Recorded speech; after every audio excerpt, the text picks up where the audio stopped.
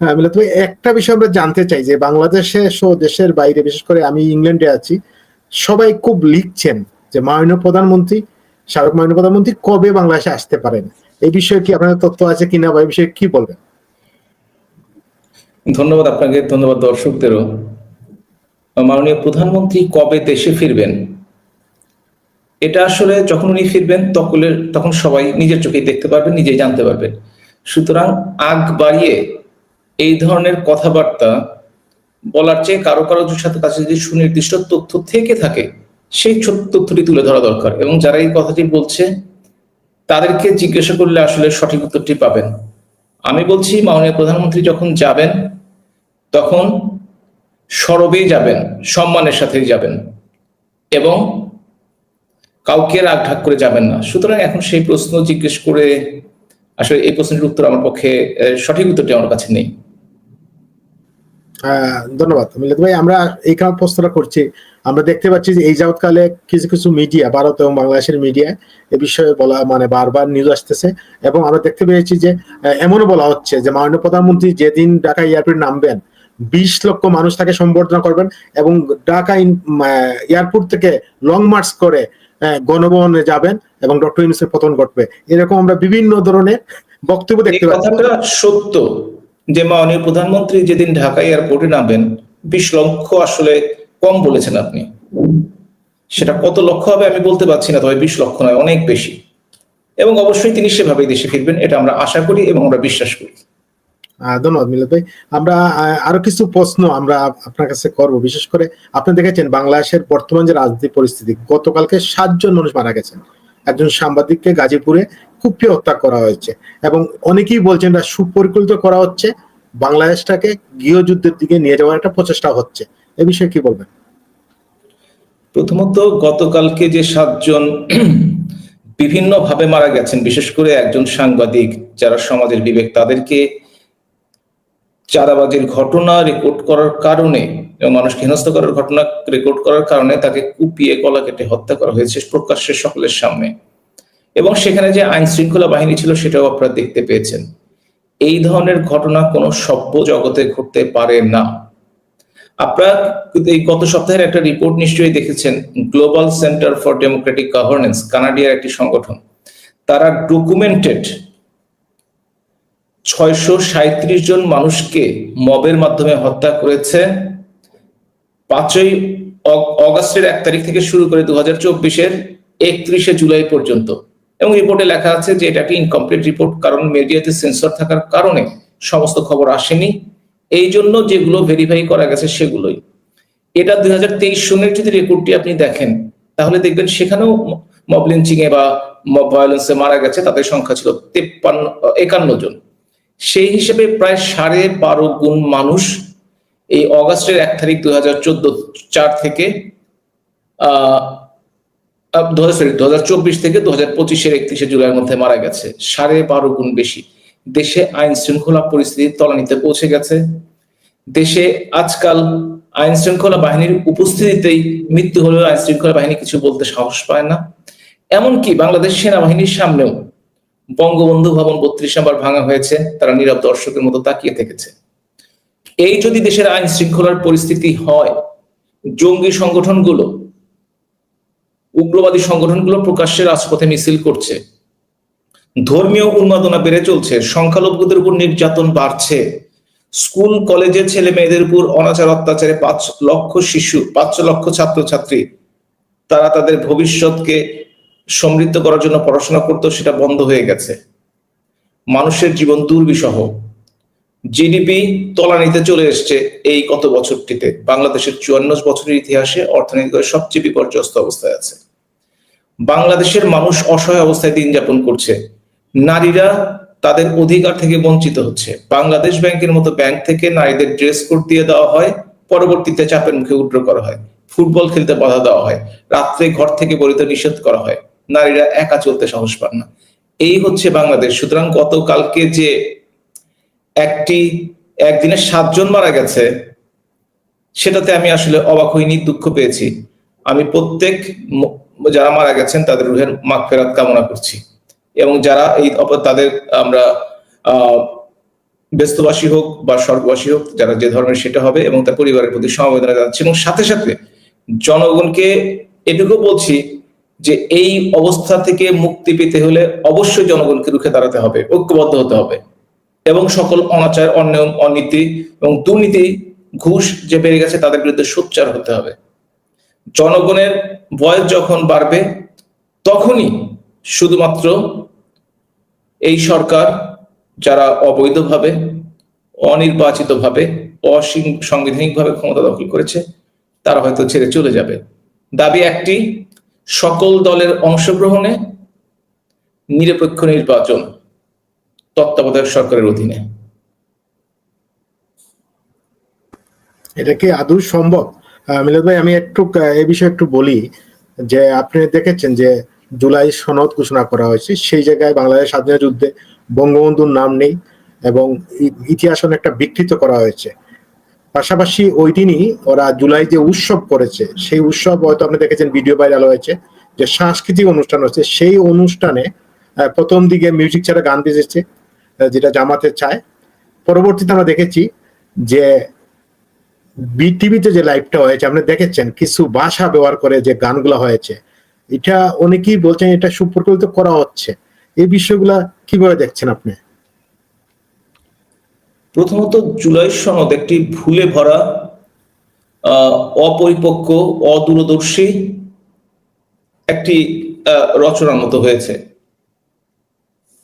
আপনি যদি দেখে থাকেন, স্বাধীনতার ইতিহাসকে সঠিকভাবে তুলে ধরা হয়নি, বাঙালির সংস্কৃতিকে সঠিকভাবে তুলে ধরা হয়নি, জাতির পিতাকে কোনোভাবেই সেইখানে মুক্তিযুদ্ধের নেতৃত্ব দেওয়া দল আওয়ামী লীগের নামও তেমন উল্লেখ করা হয়নি।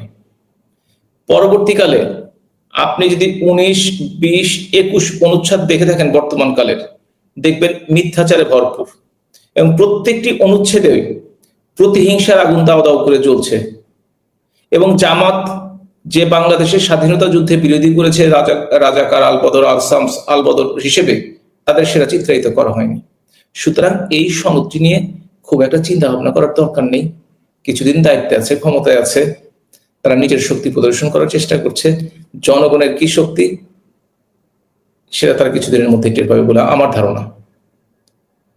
আর আপনি যে গান বাজনার কথা বললেন, আপনি যে অনুষ্ঠানগুলোর কথা বললেন, বাঙালির সংস্কৃতি হচ্ছে হাজার বছরের পুরনো। ইচ্ছে করলেই কেউ একদিনে একটা অনুষ্ঠানে সেভাবে পরিবেশন করে পরিবর্তন করতে, তার যদি কথা কেউ চিন্তা করে থাকে, তারা ইতিহাসের আস্থা করে নিক্ষিপ্ত হবে, যেমন ৭১-এর মুক্তিযুদ্ধে জামাত হয়েছে। মিলাদ ভাই, আপনি হয়তো গানটা দেখেন নাই বা শুনেনও নাই, এই কারণে আপনি মানে না, এটা হচ্ছে গানের মধ্যে ইংলিশে বলতেছে এফ দিয়ে, যে সেন্টেন্সটা আমি উচ্চারণ করতে পারতেছি না, এটা বিটিভিতে লাইভ হয়েছে। এবং এটা বাংলাদেশের পরিবারের মা বা ভাই বোন মানে এইরকম মানে গান শুনতে পারে না, সেই লাইভ হয়েছে। আমি এইসব অনুষ্ঠান, বিটিভি সবসময়, সব সরকারের সময় সরকারের গুণগান গায়, কোনো সন্দেহ নেই, যে সরকারি থাকুক না কেন। তবে এই ধরনের অনৈতিক অনুষ্ঠান ৫৪ বছরের ইতিহাসে আপনি যেটা বললেন, কোনো সরকারই করেনি। হ্যাঁ, তারা তাদের গুণগান প্রচার করেছে, এই নিয়ে কোনো সন্দেহ নেই। বিরোধী দলের খবর কম প্রচার করেছে, তাতেও কোনো সন্দেহ নেই। কিন্তু এই ধরনের, আমি বিস্মিত হয়েছি। আমি একটা ভিডিও আপনাকে দেখাবো, আজ বিকালে আমরা লাইভ করেছি। যে মানুষটার জন্ম বাংলাদেশে না, বাংলাদেশের বাইরে, সেই মানুষটা আমাদের এই অনুষ্ঠানে আজকে বিকালে অনুষ্ঠানটা করেছি, সে বঙ্গবন্ধুর কথা বলে অজরে কেঁদেছে। আমি একটু আপনাকে ভিডিওটা একটু দেখাই। ভাস্কর্যকে টেনে হিচড়ে নামানো হচ্ছে, তারপরে জুতা মারা হচ্ছে বিভিন্ন জায়গায়, জাদুঘর, জাদুঘর পুড়িয়ে দেওয়া হয়, মুক্তিযোদ্ধাদেরকে অপমান করা হচ্ছে, মুক্তিযুদ্ধের স্থাপনাগুলোকে ভেঙে ফেলা হচ্ছে। তখন মনে হচ্ছিল না যে আমি বাংলাদেশে আছি।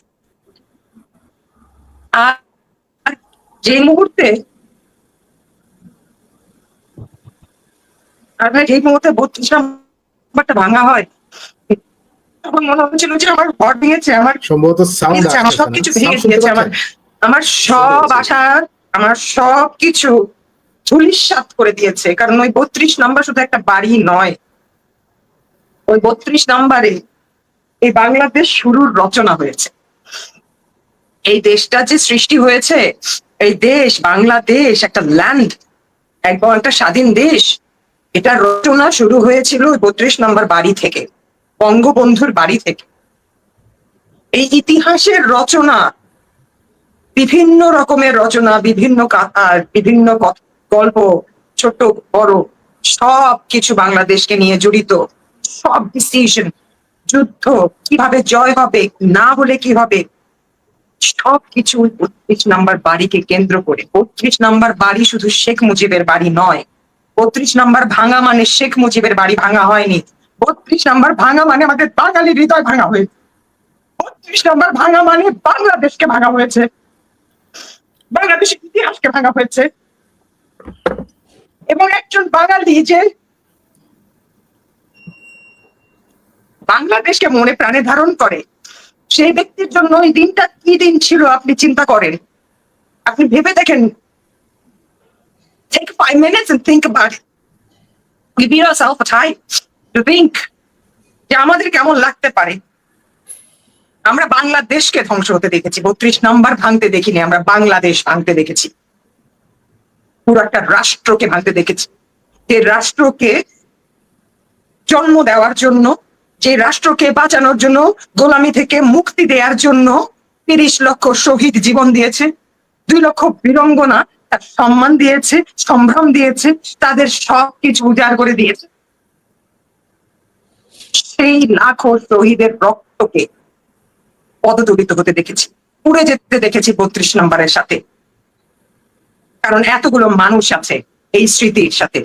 32 নম্বরের ওখান থেকে রচনা হয়েছিল এই মুক্তিযুদ্ধের, এবং মুক্তিযোদ্ধাদের যে রক্ত ঝরেছে ওই বাড়ি থেকে এই রচনা হয়েছিল যে যুদ্ধ হবে। সেই রক্তের ডাকটাও কিন্তু সেই 32 নম্বর পর্যন্তই বয়ে নিয়ে যায়, 32 নম্বর পর্যন্ত বয়ে নিয়ে যায়। 32 নম্বর ভাঙার কারণে কত কত শত বাচ্চা তাদের বাবার নাম হারিয়েছে। কারণ মনে আছে বঙ্গবন্ধু বলেছিলেন, বীরাঙ্গনাদের উদ্দেশ্যে বলেছিলেন, তোমরা তোমাদের সন্তানদের বাবার জায়গায় 32 নম্বর বাড়ির ঠিকানা দিয়ে দিও। কেউ বলতে পেরেছে? কেউ কোনোদিনও বলেছে? বঙ্গবন্ধুর কলিজা ছিল, উনি বলেছেন। উনি সেই, কি বলবো, এই ভাষা ব্যবহার করা উচিত না, but those illegitimate child got his name. কার নাম পেয়েছে? বঙ্গবন্ধু শেখ মুজিবের নাম পেয়েছে। কার পরিচয় পেয়েছে? বঙ্গবন্ধু শেখ মুজিবের পরিচয় পেয়েছে। কার বাড়ির ঠিকানা? সে জাতির জনক বঙ্গবন্ধুর বাড়ির ঠিকানা। আজ সে বাঙালি, আজ সেই বাড়ি পুড়িয়ে কত শত illegitimate child-কে এরকম করে ঠিকানাবিহীন করে দিয়েছে, বাড়ির ঠিকানা নেই তাদের। আমাদেরকে হত্যা করা হয়েছে, বাঙালিকে হত্যা করা হয়েছে, বাঙালির বাড়ি ভাঙা হয়েছে, বাঙালিকে ভাঙা হয়েছে। এটা 32 নাম্বার ভাঙা নয়। এবং যে যারা যারা আজও পর্যন্ত, আমি প্রতিদিন আমি প্রেয়ারে, আমার সকাল হয়, আমি প্রেয়ার শুরু করি, কিন্তু একটা প্রেয়ার সেখানে মিস যায় না ভাইয়া। একটা প্রেয়ার সেখানে থাকে যে বঙ্গবন্ধুকে যারা এতটা অবমাননা করেছে, বঙ্গবন্ধু 32 নাম্বার যারা এভাবে ঘুরিয়ে দিয়ে তাকে নিশ্চিহ্ন করে দেওয়ার চেষ্টা করেছে, পিতা তুমি তাদের বিচার করো, তাদেরকে ধূলিসাৎ করে দিও, তাদের কোনো চিহ্ন যেন পৃথিবীর বুকে না থাকে, তাদেরকে ধূলিসাৎ করে দিও, তুমি তোমার অভিশাপ তাদের উপর বর্তাও। আমি এই প্রার্থনা প্রতিদিন করি। প্রিয় দর্শক, আমাদের পুরো ভিডিওটা আমার ইউটিউব চ্যানেলে আছে, আমি ছোট করে কেটে রেখেছি, আপনারা যদি দেখছেন সেখানে গিয়ে দেখতে পাবেন। আমাদের আজকের এই অনুষ্ঠানের এই মারিয়ার বক্তব্য শুনে অনেকেই কেঁদেছে, অনেকেই। এবং সবচেয়ে বড় কথা কি, এই মারিয়ার জন্ম কিন্তু বাংলাদেশে না, মারিয়ার মা বাংলাদেশের, বাবা ইটালিয়ান, ওর জন্ম হচ্ছে ভারতে, অস্ট্রেলিয়াতে লেখাপড়া করেছে। কিন্তু বাংলাদেশটা কতটুকু ভালোবাসেন উনি, আপনি যদি উনার মানে পুরো ভিডিওটা দেখেন, এটা অবাক হবেন। একটা মানুষ বাংলাদেশকে ভালোবেসে বাংলাদেশে এখনো সে আছে, বাংলাদেশে কাজ করছে। আমরা যারা, আমি ইউরোপে থাকি, ইউরোপের জীবনযাপন, উন্নত জীবন সবকিছু ছেড়ে দিয়ে। আসলে মিলাদ ভাই, এই বক্তব্যের পরে কি বলবেন?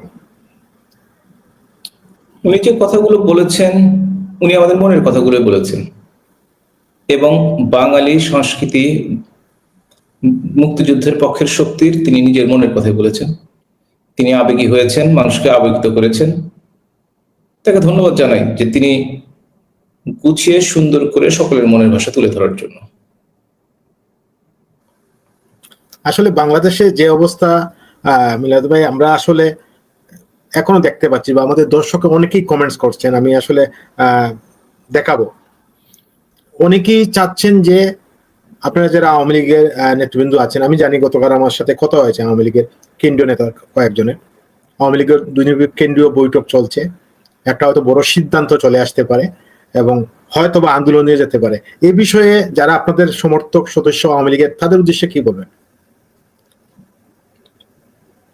প্রথমত, বাংলাদেশ আওয়ামী লীগের রেজিস্ট্রেশন স্থগিত করা হয়েছে অবৈধভাবে এবং প্রশাসনিক আদেশের মাধ্যমে বাংলাদেশ আওয়ামী লীগের সকল কার্যক্রম নিষিদ্ধ করা হয়েছে এবং বলা হয়েছে, ঘোষণাপত্রে বলা হয়েছে যে ট্রাইব্যুনালের বিচারিক কার্যক্রম শেষ না হওয়া পর্যন্ত স্থগিত রাখবে। এটা একটা বিচারিক, এটা একটা অর্ডিন্যান্স জারি করে। আপনারা জানেন যে স্বৈর শাসক, অবৈধ শাসক, অসাংবিধানিক শাসক, তারা অনেক কিছুই এই অর্ডিন্যান্স জারি করে করেন, কিন্তু তারা তো ভুলে গেলে চলবে না। বাংলাদেশ আওয়ামী লীগ বাংলাদেশের প্রাচীনতম দল, ৭৬ বছর বয়স। বাংলাদেশের প্রত্যেকটি গ্রাম মহল্লার মাটির গভীর শিকড়ে তারা রয়ে গেছে। তাদেরকে বাইপাস করে, তাদেরকে কার্যক্রম বন্ধ করে কেউ যদি মনে করে তারা তাদের স্বার্থ সিদ্ধি করবে, তাহলে তারা ভুল করবে। আর এই অর্ডিন্যান্স তো দূরের কথা, এ তো বাতিল, এগুলো তো যে কোনো সময় বাতিল হতে পারে। বাংলাদেশের জাতির পিতা বঙ্গবন্ধু শেখ মুজিবুর রহমান অগস্ট মাসে, এই সময় 15ই অগস্ট সপরিবারে শাহাদাত বরণ করেছেন। নৃশংসভাবে তাদেরকে হত্যা করা হয়েছে, তাদের রুহের মাগফিরাত কামনা করি। সাথে সাথে এটাও বলি, তাদের সেই হত্যাকারীদের ইনডেমনিটি দেওয়া হয়েছিল। সুতরাং সেই ইনডেমনিটি যখন টেকে নাই, তখন এই জনগণের ভালোবাসায়, জনগণের চাপে এই অর্ডিন্যান্সেরও তেমন কোনো দাম থাকবে না। এটা নিশ্চয়ই অদূর ভবিষ্যতে আপনারা সবসময় দেখতে পাবেন। আমি আরেকটা বিষয়ে কথা বলতে চাই, যে বিষয়টা হচ্ছে, আপনি জানেন যেটা চুক্তি করেছেন ডক্টর ইউনূস সরকার আমেরিকার সাথে, এই চুক্তির ফলে আমরা যা দেখতে পাচ্ছি যে, আমি আপনার একটা ছবি দেখাবো, যে ছবিটা হচ্ছে সুদানের। এই ছবিটা অনেকেই বলছেন, অনেক অর্থনীতিরা বলছেন, বাংলাদেশে তো লেখা যায় না, আপনি এই শকুনটা দাঁড়িয়ে আছে, এই বাচ্চাটা মারা যাবে, সে খাবে। এবং যিনি এই ছবিটা তুলছেন তিনি হচ্ছেন জিমি কার্টার। এই ছবিটার উপর নিজেই সুইসাইড করেছেন। অনেকেই বলছেন এই চুক্তির পরে বাংলাদেশ আগামী 5 বছর বাদে এই অবস্থায় পৌঁছবে, কি বলবেন?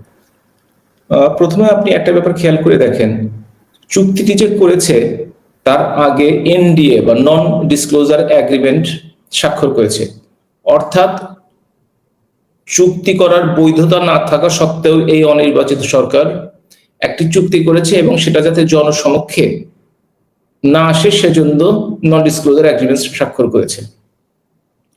কোন গণতান্ত্রিক দেশে এটা কখনোই সম্ভব হবে না। বাংলাদেশের আওয়ামী লীগের সময় আমাদের ইন্দিরা মুজিব চুক্তিকে বলা হতো 25 বছরের গোলামের চুক্তি। সেই চুক্তিটিও কিন্তু জনগণ জানতে পেরেছিল কি আছে, এবং সেটা যে গোলামের চুক্তি ছিল না, সেটা যে বাংলাদেশের স্বার্থ রক্ষাকারী চুক্তি ছিল। সেই চুক্তিটি সেজন্যই কিন্তু এরপরে 25 বছরের মধ্যে, 75 পরবর্তী 25 বছরের মধ্যে আপনারা যদি খেয়াল করে দেখেন, জিয়াউর রহমান ক্ষমতায় এসেছিল, খন্দকার মোস্তাক ক্ষমতায় ছিল, এরপরে জেনারেল এরশাদ ক্ষমতায় ছিল, তারা কিন্তু কেউই বাতিল করেনি। অথচ রাজনৈতিক সুবিধা নেওয়ার জন্য তারা এই চুক্তিগুলোকে বলতো গোলামীর চুক্তি। গোলামীর চুক্তি যদি হয়েই থাকতো, তাহলে তো বঙ্গবন্ধু জাতির পিতা, তিনি তো চুক্তি করার পর তিনি আমাদের ছেড়ে চলে গেছেন। আপনারাই তো দায়িত্ব, জিয়াউর রহমান 6 বছর, জেনারেল এরশাদ প্রায় 11 বছর, 10 বছর দায়িত্ব পালন করেছেন। পরবর্তীতে খালেদা জিয়া আসছে, তারা তো 5 বছর ছিলেন। সেই সময়টিতে কেন বাতিল করেননি? রাজনীতিতে এই ধরনের খেলা চলে। আরেকটি কথা আপনি খেয়াল করে দেখবেন, এই সরকার বা এই সরকারের উপদেষ্টারা, তারা কিন্তু বলে ইন্ডিয়ার সাথে, আমি নাই বললাম যে 26 লক্ষ লোক দেশে কাজ করে, দেশের অনেক টাকা দেশ থেকে নিয়ে গেছে, সেগুলো বাদই দিলাম। যে চুক্তিগুলি করেছে সেটা বাংলাদেশের স্বার্থকে জলাঞ্জলি দিয়েছে আওয়ামী লীগ। বাংলাদেশ আওয়ামী লীগ যে দলটি দেশের স্বাধীনতা যুদ্ধে নেতৃত্ব দিয়েছে বঙ্গবন্ধুর নেতৃত্বে, সেই দলটি দেশের স্বার্থ জলাঞ্জলি দিয়ে চুক্তিগুলি করেছে। এটাই হচ্ছে তাদের ভাষ্য।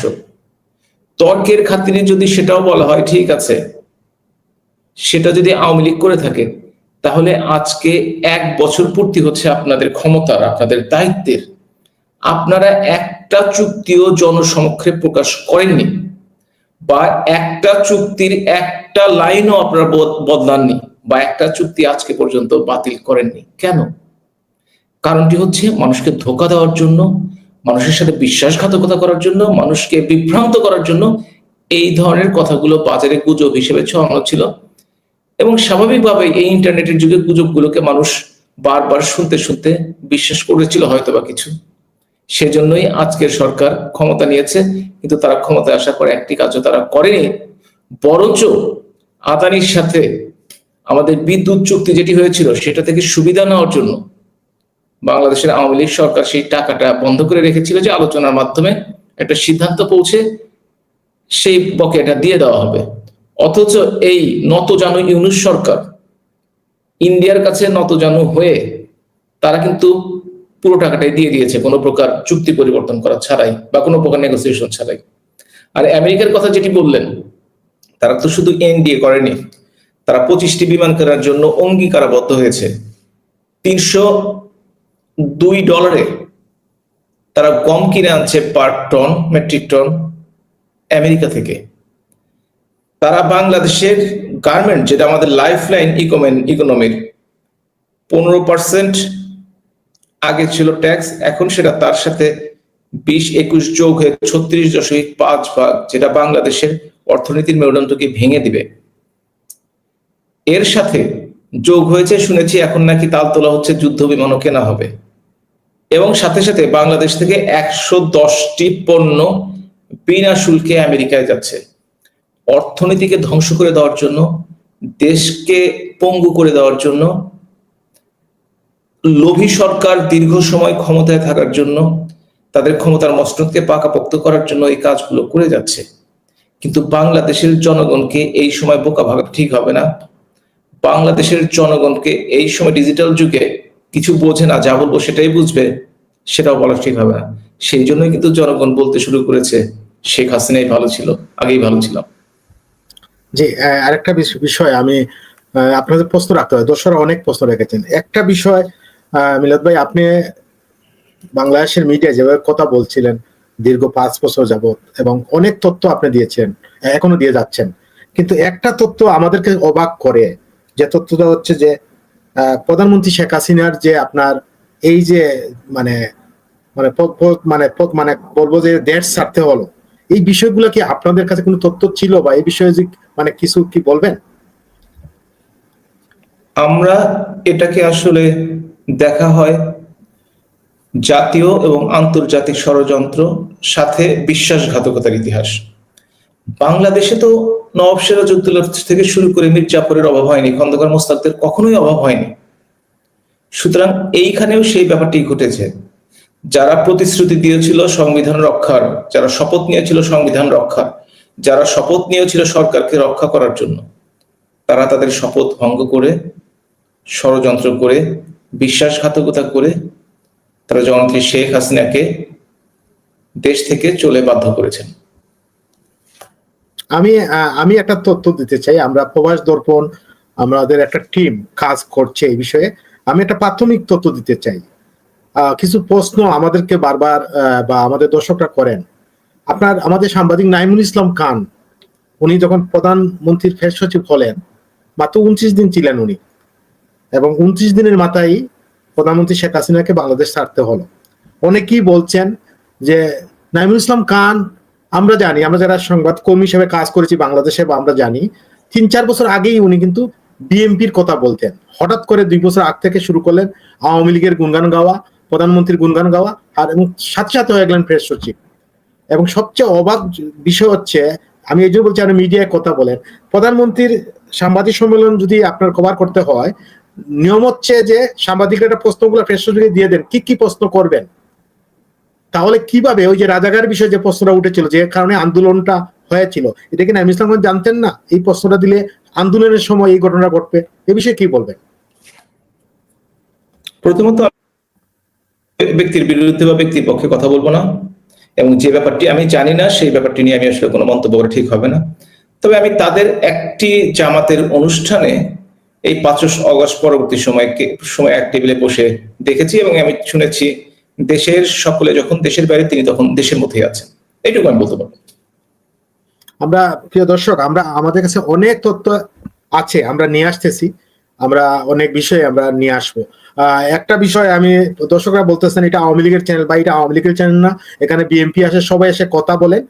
আমি উনাকে আওয়ামী লীগের প্রশ্ন শুধু না, আমি অনেক প্রশ্ন দেশের পক্ষে প্রশ্নগুলো করতেছি। একটা বিষয় হচ্ছে আমরা দেখি আপনার যে বিষয়টা আমরা গতকাল এ টিম একটা আছে আওয়ামী লীগের যারা কাজ করেন, তারা কিছু সমালোচনা করছেন যে আওয়ামী লীগের যে পেজ আছে, পেজে আমরা দেখতে পাচ্ছি যে বিভিন্ন পোস্ট হচ্ছে। হ্যাঁ, আপনার তারেক রহমানে মানে কতজন হা দিয়েছেন এ নিয়েও পোস্ট আছে। তো এই বিষয়গুলো আপনারা কিভাবে দেখছেন? এগুলো কি কন্ট্রোল করা যাচ্ছে না? যার যেটা ইচ্ছা সেভাবে করতেছে। আওয়ামী লীগের পেজটার সাথে আসলে আমার কোনো সম্পর্ক নেই। না, আওয়ামী লীগের অফিশিয়াল পেজ যেটা আছে, আওয়ামী লীগের অফিশিয়াল যে পেজ আছে সেটার কথাই বলছি, সেটা যারা নিয়ন্ত্রণ করেন বা যারা এই ব্যাপারে তারা ভালো উত্তর দিতে পারবেন। আর এই সম্বন্ধে যারা মন্তব্য করেছেন তারা সরাসরি তাদের সাথে যোগাযোগ করলে আসলে ভালো হবে। আমার পক্ষে এই ব্যাপারে উত্তর দেওয়াটি খুবই কঠিন, আসলে যে সম্বন্ধে জানি না সে সম্বন্ধে উত্তর দেওয়া তো ঠিক হবে না। জি, আমরা তাৎক্ষণিক একজন সাংবাদিক এবং ইয়েকে সংযুক্ত করেছি, বিশেষ করে গতকালকে যে ঘটনা ঘটেছে শেখ ফরিদ আহমেদ রাজনীতি বিশ্লেষক এবং গতকাল যে সাংবাদিক হত্যা হয়েছে এ বিষয়ে জানতে তাৎক্ষণিকভাবে আমরা ওনাকে পেয়েছি। আচ্ছা, আমরা একটু আসবো, আমরা ফরিদ ভাই একটু জানতে চাই গতকালকে যে হত্যাকাণ্ড নিয়ে আপনার আর কি কি তথ্য রয়েছে? জি, ধন্যবাদ আপনাকে, সেই সাথে আপনার দর্শকদের ধন্যবাদ। আমাদের আমাদের আমাদের পছন্দের মানুষ মিলাদ ভাই, আপনার সংক্ষিপ্ত আমি বললাম, আপনাকে অসংখ্য ধন্যবাদ। ভালো আছেন আপনি ভাই? জি ভাই, ভালো আছি। ভালো কেমনে থাকি বুঝেন, দেশ যেহেতু ভালো নেই আমরা তো ভালো থাকতে পারি না, তাই না? আপনারও সেই একই অবস্থা। দেশ ভালো না থাকলে আপনারা ভালো থাকেন না, আমরাও থাকতে পারি না। আপনি সিরাজগঞ্জের যে ঘটনাটা বললেন, সেখানে তারা যা ঘটিয়েছে সেটা হলো যে একটা ছিল, এটা পরে জানা গেছে এটা পূর্ব পরিকল্পিতই, হত্যাকাণ্ডটা ছিল পূর্ব পরিকল্পিতই। কারণ চাঁদাবাজদের বিষয় শুধু বলা হলো, আসলে এটা রাজনীতির একটা অংশ ছিল। এবং এইখানে যদিও এটা এখন আমি হয়তো প্রমাণ করতে পারবো না, চন্দনা চৌরাস্তা আমার শ্বশুর বাড়ি এলাকা, জি সেটার কথাই বলতেছি। ওইখানে যেটা ঘটেছে সেখানে এটা পূর্ব পরিকল্পিত, ইচ্ছাকৃত এগুলো ঘটনা হয়েছে। এবং এটাকে আপনি যদি শুধুমাত্র ওই যে চাঁদাবাজের কারণে যে তাকে হত্যা করে মারতে সেই লাইভ ভিডিও দেওয়ার কারণে হত্যা করছে শুধু তাই নয়, এখানে একটা পরিকল্পিত ভাবে ভয়ঙ্কর পরিবেশ সৃষ্টি করার জন্য, মানে আরো চাঁদা বেশি নেওয়ার জন্য, এবং ভেতরে ভেতরে সেই কুচক্রি মহল, যেটাকে বিএনপি আওয়ামী লীগ দুদলই বলে থাকে মুনাফেক, সেই জামাতের এখানেও ইন্ধন আছে। যদি অনেকেই এটা রাগ করবে এই কথা বলি, ইদানিং যদি আমি জামাতের কানেকশন থাকে বললে অনেকেই রাগ করে, অনেকেই, আমি অবাক হয়ে যাই, আমাকে বামপন্থীরা বেশি রাগ করে। কেন রাগ করে এটা বুঝি না, গোপরে এমনি জামাতের দোষে, শুধু বামপন্থী না, অনেকেও দুই একজন। আমার জেলাতে একটি ঘটনা, ওই যে রেজল করিম হীরা সাহেবকে যখন তাকে তথাকথিত মব ভায়োলেন্সের মাধ্যমে আটকে ফেলে, সেখানে সরাসরি জামাত জড়িত ছিল। আমি জামালপুরের ছেলে, আমি এটাকে খোঁজ না নিয়ে বলেছিলাম, যদিও জামালপুরের লোকে বিরোধিতা করছে নাকি আমি বেশি বলেছি, পরে তো প্রমাণ হয়ে গেছে জামাতেরা বিএনপির উপরে ইন্ধন দিয়ে এই মব ভায়োলেন্সটা ঘটিয়েছিল। যাই হোক, এই গাজীপুরের ঘটনাটা, চন্দনা চৌরাস্তা যেটা ঘটেছে, সেই সাথে ওই দিন কিন্তু আরো 2টা হত্যাকাণ্ড ঘটেছে এবং 3টাই জবাই করে মেরে ফেলা হয়েছে। 2টা চাঁদাবাজি, 3টাই চাঁদাবাজি, 3টাই চাঁদাবাজি, এবং সাংবাদিককে একই সাথে সংবাদ প্রকাশ, একই সাথে চাঁদাবাজ কারা কারা তাদের তথ্য প্রকাশ করার জন্য। আপনি দেখবেন তাকেও আওয়ামী লীগের দোষর বলা হয়েছিল, তাকে আওয়ামী লীগের দোষর বলে মারা হয়েছে। এখানে এই কথাটা অ্যাভয়েড করা হয়। তাকে কিন্তু, যদিও সে ওই তথাকথিত জুলাই আগস্টের লাল বিপ্লবী ছিল, এই আন্দোলন যুক্ত ছিল, সেটা সমর্থক ছিল, তারপরেও তাকে আওয়ামী লীগের দোষর বলে মেরে ফেলা হয়েছে। এটা কিন্তু অনেকে বলতেছে না, মিডিয়াতে এই কথাটা দিচ্ছে না। এটা আমি জেনে বুঝে দায়িত্ব নিয়ে কথাটা বললাম। যে কেউ আপনি মাঠে যান, গেলে এই সততাটা পাবেন, যে কেউ নিরপেক্ষ ভাবে তদন্ত করলে এটা পাবেন। তাকে কিন্তু যখন মারছে, আওয়ামী লীগের দোষর বলে মারছে, এই কথাটা কেউ বলতেছে না। একবারের জন্য এই কথাটা মিডিয়াতে স্বীকার করতেছেন, এমনকি যারা সাংবাদিকরা প্রতিবাদ করতেছেন, মানে পরে আমরা কথা বলার পরে মানে এই প্রতিবাদটা করতেও তারা যেন মুখে ব্যথা পাচ্ছেন। আপনি দেখবেন মানবাধিকার সংস্থাগুলো, তারপর সাংবাদিকের সংস্থাগুলো কথা বলতে মুখে ব্যথা পায়। এখন আর তারা লম্বা লম্বা কথা বলেন না, মানে সত্য ভাষায় বলেন না। হ্যাঁ, কোনো সন্দেহ নাই। ফরিদ ভাই, একটা বিষয় আমরা ক্লিয়ার, আমি আসলে আপনার কাছে এই প্রশ্ন করে যাব আমাদের আজকে অতিথির কাছে। ফরিদ ভাই, গতকাল সকালে ডক্টর কলিমুল্লাহ স্যারকে গ্রেফতার করা হলো। কলিমুল্লাহ স্যার আমাদের অনুষ্ঠানে প্রতিদিন এসে কথা বলতেন, প্রতিদিন ইউনূসকে সমালোচনা করতেন, এবং রাতে হলো সাংবাদিক হত্যা। মানে কি, মিডিয়ার মুখ চেপে ধরার কি একটা চেষ্টা, কি বলবেন? টোটালি সেদিকেও আমি যাচ্ছি। একদিকে ওইখানে তাকে বলা হয়েছে আওয়ামী লীগের দোষ, আসলে দৃষ্টিভঙ্গি ভিন্ন দিকে নেওয়ার জন্য।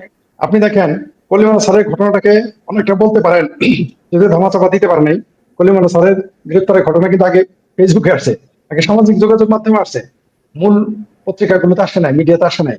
তারা যে জানতো না তা কিন্তু না, তারা কিন্তু আপনার আমার আগেই জেনেছে, কারণ আমি তো মিডিয়ার লোকদের কাছে শুনে আপনাকে আমি মেসেজ করেছি যে ভাই এটা নিয়ে কথা বলতে হবে।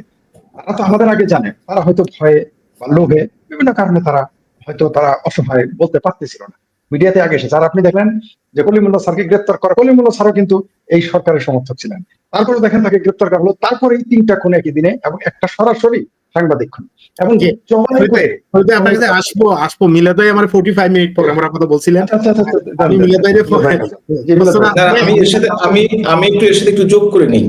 আমি যে মুহূর্তে আপনার সাথে এই টক শোতে কথা বলছি প্রবাস দর্পণে, এর ঠিক 2-3 ঘন্টা আগে সিরাজগঞ্জে আমার যেখানে জন্মস্থান তার পার্শ্ববর্তী উপজেলা কামারখন্দ উপজেলার একজন আওয়ামী লীগ নেত্রীর সন্তান, যিনি তার উপজেলা থেকে সদর উপজেলায় একটি বাসা ভাড়া করে থাকেন, তাকে বিএনপির বিশেষ করে ছাত্র দলের ছেলেরা মব ভায়োলেন্স করে তাকে ধরে নিয়ে গেছে, থানায় নিয়ে গেছে। তারা 7 লক্ষ টাকা চাঁদা দাবি করেছে, না হলে তার নামে মামলা না থাকা সত্ত্বেও আজকে কোনো মামলায় ঢুকিয়ে তাকে চালান করে দেওয়ার জন্য ব্যবস্থা সৃষ্টি করেছে।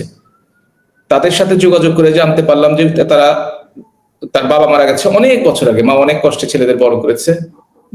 তারা সেই 7 লক্ষ টাকা কোথা থেকে দেবে, আর না দিলে এই ছেলেটাকে কারাবরণ করতে হবে এবং হয়তোবা এরপরে খুনের মামলাও ভাগ্য জুটতে পারে কয়েকটি। এই হচ্ছে বাংলাদেশের অবস্থা। এগুলো দায়িত্ব আপনি প্রবাস দর্পণ থেকে সিরাজগঞ্জ সদর থানায় ফোন করে আমার কথার সত্যতা যাচাই করেন অনুষ্ঠান শেষে। খুবই দুঃখিত।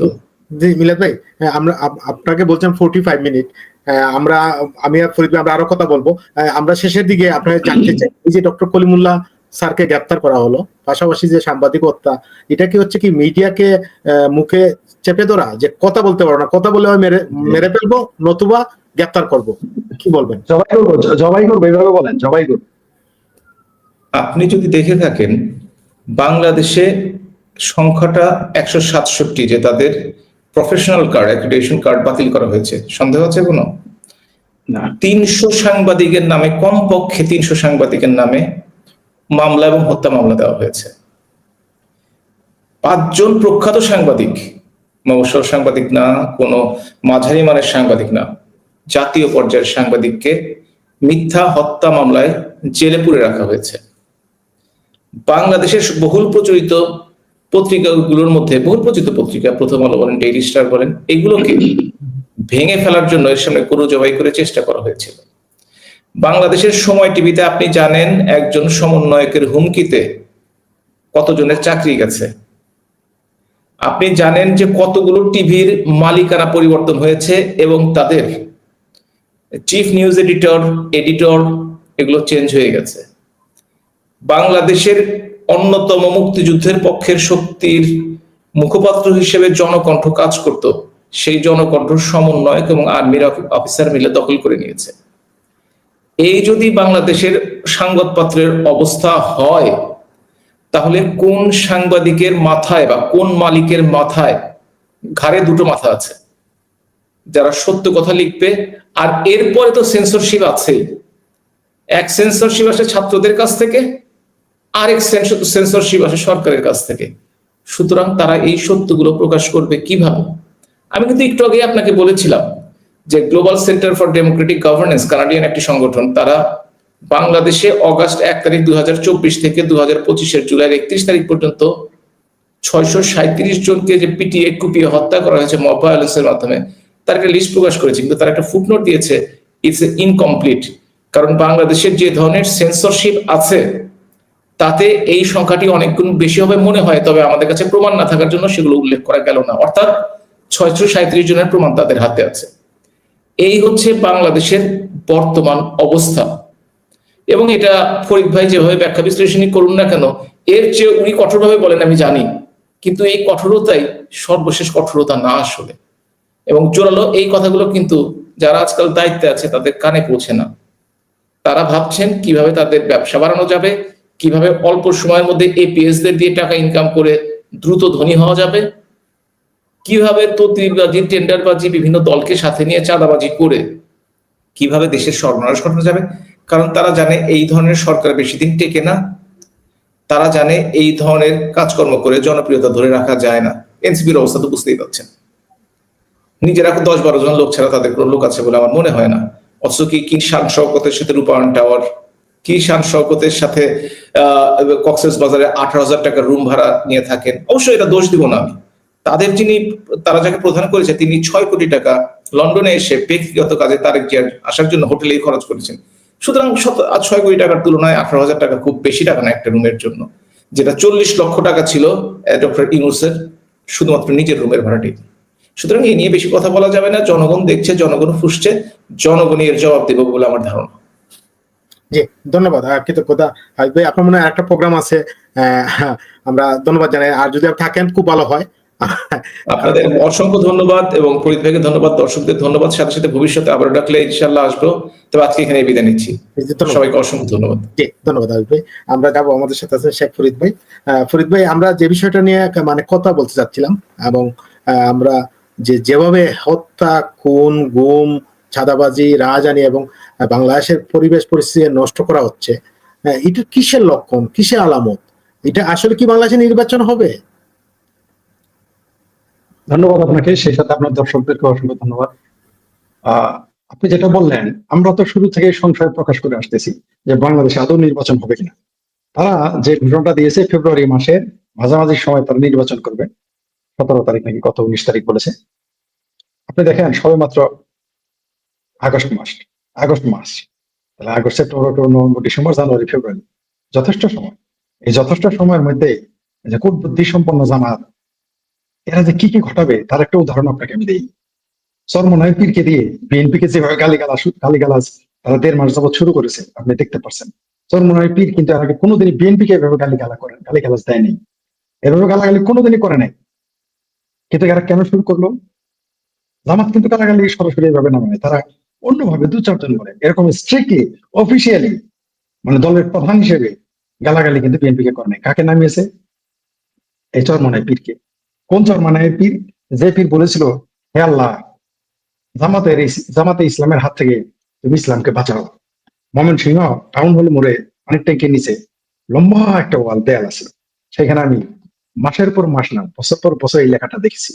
এই সেই চরমনাই পীরের ইসলামী শাসন আন্দোলন, যারা তখন এখন তো লেখে ইয়াবা ইসলামী আন্দোলন বাংলাদেশ, আগে লিখতো ঈশা আন্দোলন, রসই তালিবাসাগের লিখে রাখতো। তো এই যে এরা যে একীভূত হয়ে গেল, এটা আপনি কিভাবে দেখতেছেন নির্বাচন হওয়ার জন্য? অবশ্যই না। এটা কোন চরমনাই পীর যে বলতেছে যে আমি বাংলাদেশকে আফগানিস্তান বানাবো? আবার শুনলাম যে জামাতেরা সরাসরি তারা বলে দিয়েছে যে তারা এই শর্ত না হলে নির্বাচন মানবে না। অলরেডি তারা গত রাত্রে হঠাৎ করেই তারা বৈঠক করেছিল, সেটা আমি নিউজে দেখেছি। তো এগুলো আমার কাছে তো মনে হয় না যে তারা নির্বাচনে যাবে, কারণ নির্বাচনে গেলে তো এই যে জামাতের হাতে 6টি ব্যাংক দখলে আছে, 6টি তো ছেড়ে দিতে হবে। তারপর তাদের যা করতে হবে, তাদের তো ভিসি পত্র থাকবে না। ঢাকা বিশ্ববিদ্যালয়ের ভিসি একজন সাবেক শিবিরের ক্যাডার। আপনি কি এটা ভাবতে পারেন? যারা বাংলাদেশের ছাত্র রাজনীতি নিয়ে গবেষণা করে বা ছাত্র রাজনীতির সাথে জড়িত, যারা বাংলাদেশের ছাত্র রাজনীতি বোঝেন, তাদের কাছে এটা যদি আপনার 5 আগস্টের আগে বলা হইতো যে ঢাকা বিশ্ববিদ্যালয়ের ভিসি হবেন একজন শিবিরের ক্যাডার, আমার মনে হয় শিবির এটা বিশ্বাস করতো না। কিন্তু এখন সেটা ঘটে গেছে। তাই এদের পরিকল্পনা যেভাবে চলতেছে, আপনি মনে করেন না, আমি আগেও বলেছি এখনো বলি, বাংলাদেশের যত এই মুহূর্তে আকাম কুকাম, এক ভাষায় বলে দিলাম আর কি, যত রকম ঝামেলা হচ্ছে এর 95% ঘটনার পেছনে বিহাইন্ড দ্য স্ক্রিনে এই জামাত আছে। যে কোনো মূল্যে সে নির্বাচন রুখে দেওয়ার চেষ্টা করবে, সরাসরি সে বলবে না, নির্বাচন হতে দিব না। কিন্তু তারা দেখেন কি বলতেছে, যে এই শর্ত না মানলে নির্বাচন করতে দিব না, এইভাবে বলে। মানেটা কি? যারা ভোট নাই বলে বুক ফাটাইলো, চিৎকার করলো, চেঁচামেচি করলো, টিপ্পাঞ্জির মতো বুকের পাটা মানে ছাতি ফাটিয়ে ফেললো, হাত থাপিয়ে মাটিতে মাথা ঠেকালো, মাথা একেবারে মনে হয় মাথা ফাটাই এরকম চিৎকার, নির্বাচন চাই, গণতন্ত্র চাই, নির্বাচন চাই, গণতন্ত্র চাই, কত কথা, ভোট চাই। এখন তারা ভোটের নাম নিলে কুত্তার মতো, কুত্তার যে জলতাঙ্ক রোগ হলে কুত্তা পালায় যায়, সেভাবে পালায় যায়। সুতরাং আমরা তাদের সন্দেহ করতেই পারি। সন্দেহ করাটা অস্বাভাবিক না। ডক্টর ইউনূস কিভাবে বিশ্বাস করব? দুটোই মিথ্যাবাদী, দুটোই ফ্রড, দুটোই হিপোক্রেট, দুইটা শক্তি, একটা হচ্ছে এই এনজিওর দোকানদার, আমি দুঃখিত এনজিওর দোকানদার বলার জন্য, এছাড়া আমার কোনো জি ফরিদ ভাই আপনার এনজিওর দোকানদারের আগে আমি একটা প্রশ্ন জি, বলেন। আপনাকে করি। আমি সাংবাদিক আব্দুল আজিজ একটা টক শোতে এই জি। প্রশ্নগুলো তুলেছিলেন। সোহরাওয়ার্দী উদ্যানে যে জামাতের যে বিশাল সমাবেশ করেছে, সেই সমাবেশে কিন্তু গজল হয়েছে, গান হয়েছে, জি। তারপরে আপনার ওরা ছোট নাটকও করেছে, বক্তব্য তো রেখেছে, সবকিছু জি। হয়েছে। জাতীয় সঙ্গীত হলো না কেন? জাতীয় সঙ্গীতটা কিন্তু হয় নাই। এই হবে কেন? আজকে অন্যান্য দল তুলতেছে, কেন জাতীয় সঙ্গীত হলো না? তারা তো বাংলাদেশটাই স্বীকার করে না। এই বিষয়ে Exactly. এই তো ধন্যবাদ আপনাকে, আপনি আমার উত্তর আপনি দিয়ে দিলেন। আমাকে প্রশ্ন যেটা করছেন আমার উত্তর ওটাই। যারা বাংলাদেশকে বিশ্বাস করে না, এই জামাতে ইসলাম, এই চরমনায় যারা বাংলাদেশকে বিশ্বাস করে না এবং সেই সাথে গণতন্ত্রে বিশ্বাস করে না, এটাও বলতে হবে। এরা কেউ গণতান্ত্রিক নয়, এটাও বলতে হবে আমাদের। এটা বলতে যারা লজ্জা পায়, আমি জানি না কেন এটা লজ্জা পায়। তাদের চরমনায় পিতা সরাসরি বলেছে তারা শরিয়া আইন কায়েম করবে এবং আফগানিস্তান বানাবে বাংলাদেশকে। আর জামাত তো নিজেই বলে তারা শরিয়া আইন পালন করবে, করে দেখাক। তো যারা শরিয়া আইন চায় তারা তো বাংলাদেশও চায় না। বাংলাদেশ না চাইলেই তো কেবল শরিয়া আইন পাওয়া সম্ভব। পৃথিবীতে যে দেশটা মনে করে আমরা শরিয়া আইন চালাবো, সে তো গণতান্ত্রিক রাষ্ট্র হইতে পারে না। আর বাংলাদেশ গণতান্ত্রিক রাষ্ট্র, এখানে আপনি কিভাবে শরিয়া আইন চালাবেন? বাংলাদেশের মানুষ শরিয়া আইন চালাবে না বলেই তো মুক্তিযুদ্ধ করেছে। ইভেন বাংলাদেশের মানুষ তথাকথিত ইসলামী পাকিস্তানে থাকবে না বলেই তো মুক্তিযুদ্ধ করেছে। তাদের যদি শরিয়া আর ইসলাম এত ভালো লাগতো তাহলে তো 71 মুক্তিযুদ্ধ হইতো না। তাহলে তো মানুষের এত লক্ষ মানুষ প্রাণ দিতে হইতো না, এত যুদ্ধ, এত ক্ষতি, এত জান মালের ক্ষতি হইতো না। এই দেশের মানুষ শরিয়া আইন চায় না। খোদ পাকিস্তান যারা এই দেশে শরিয়া আইন কায়েম করতে চায়, আপনার চ্যানেলের মাধ্যমে বলে দেই, পাকিস্তানে দুইটা কোর্ট আছে, একটা হচ্ছে ব্রিটিশ কোর্ট আর একটা হচ্ছে শরিয়া কোর্ট। কই একটা বিচার আজ পর্যন্ত শুনেছেন শরিয়া কোর্টে হয়েছে পাকিস্তানে?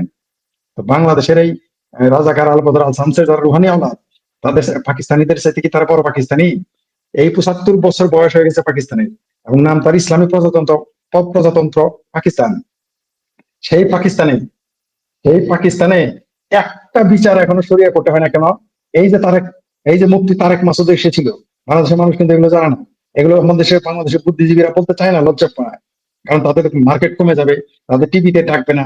তখন তাদের এই যে এরকম আপনি যেমন নিজের টাকায় নিজের খেয়ে ইউটিউবের মানে আপনার সম্পাদক হিসেবে থাকতেছেন, এডিটর হিসেবে থাকতেছেন নিজের খেয়ে, ওরকম আমরাও যেমন নিজের খেয়ে এখানে আসি, তো তারা তখন ভাতা পাবে না, ওই টকশো করে টাকা পাওয়াটা বন্ধ হয়ে যাবে, মানে তাদের ডাকবেই না। এই ভয়ে তারা এই সত্যগুলো বলে না।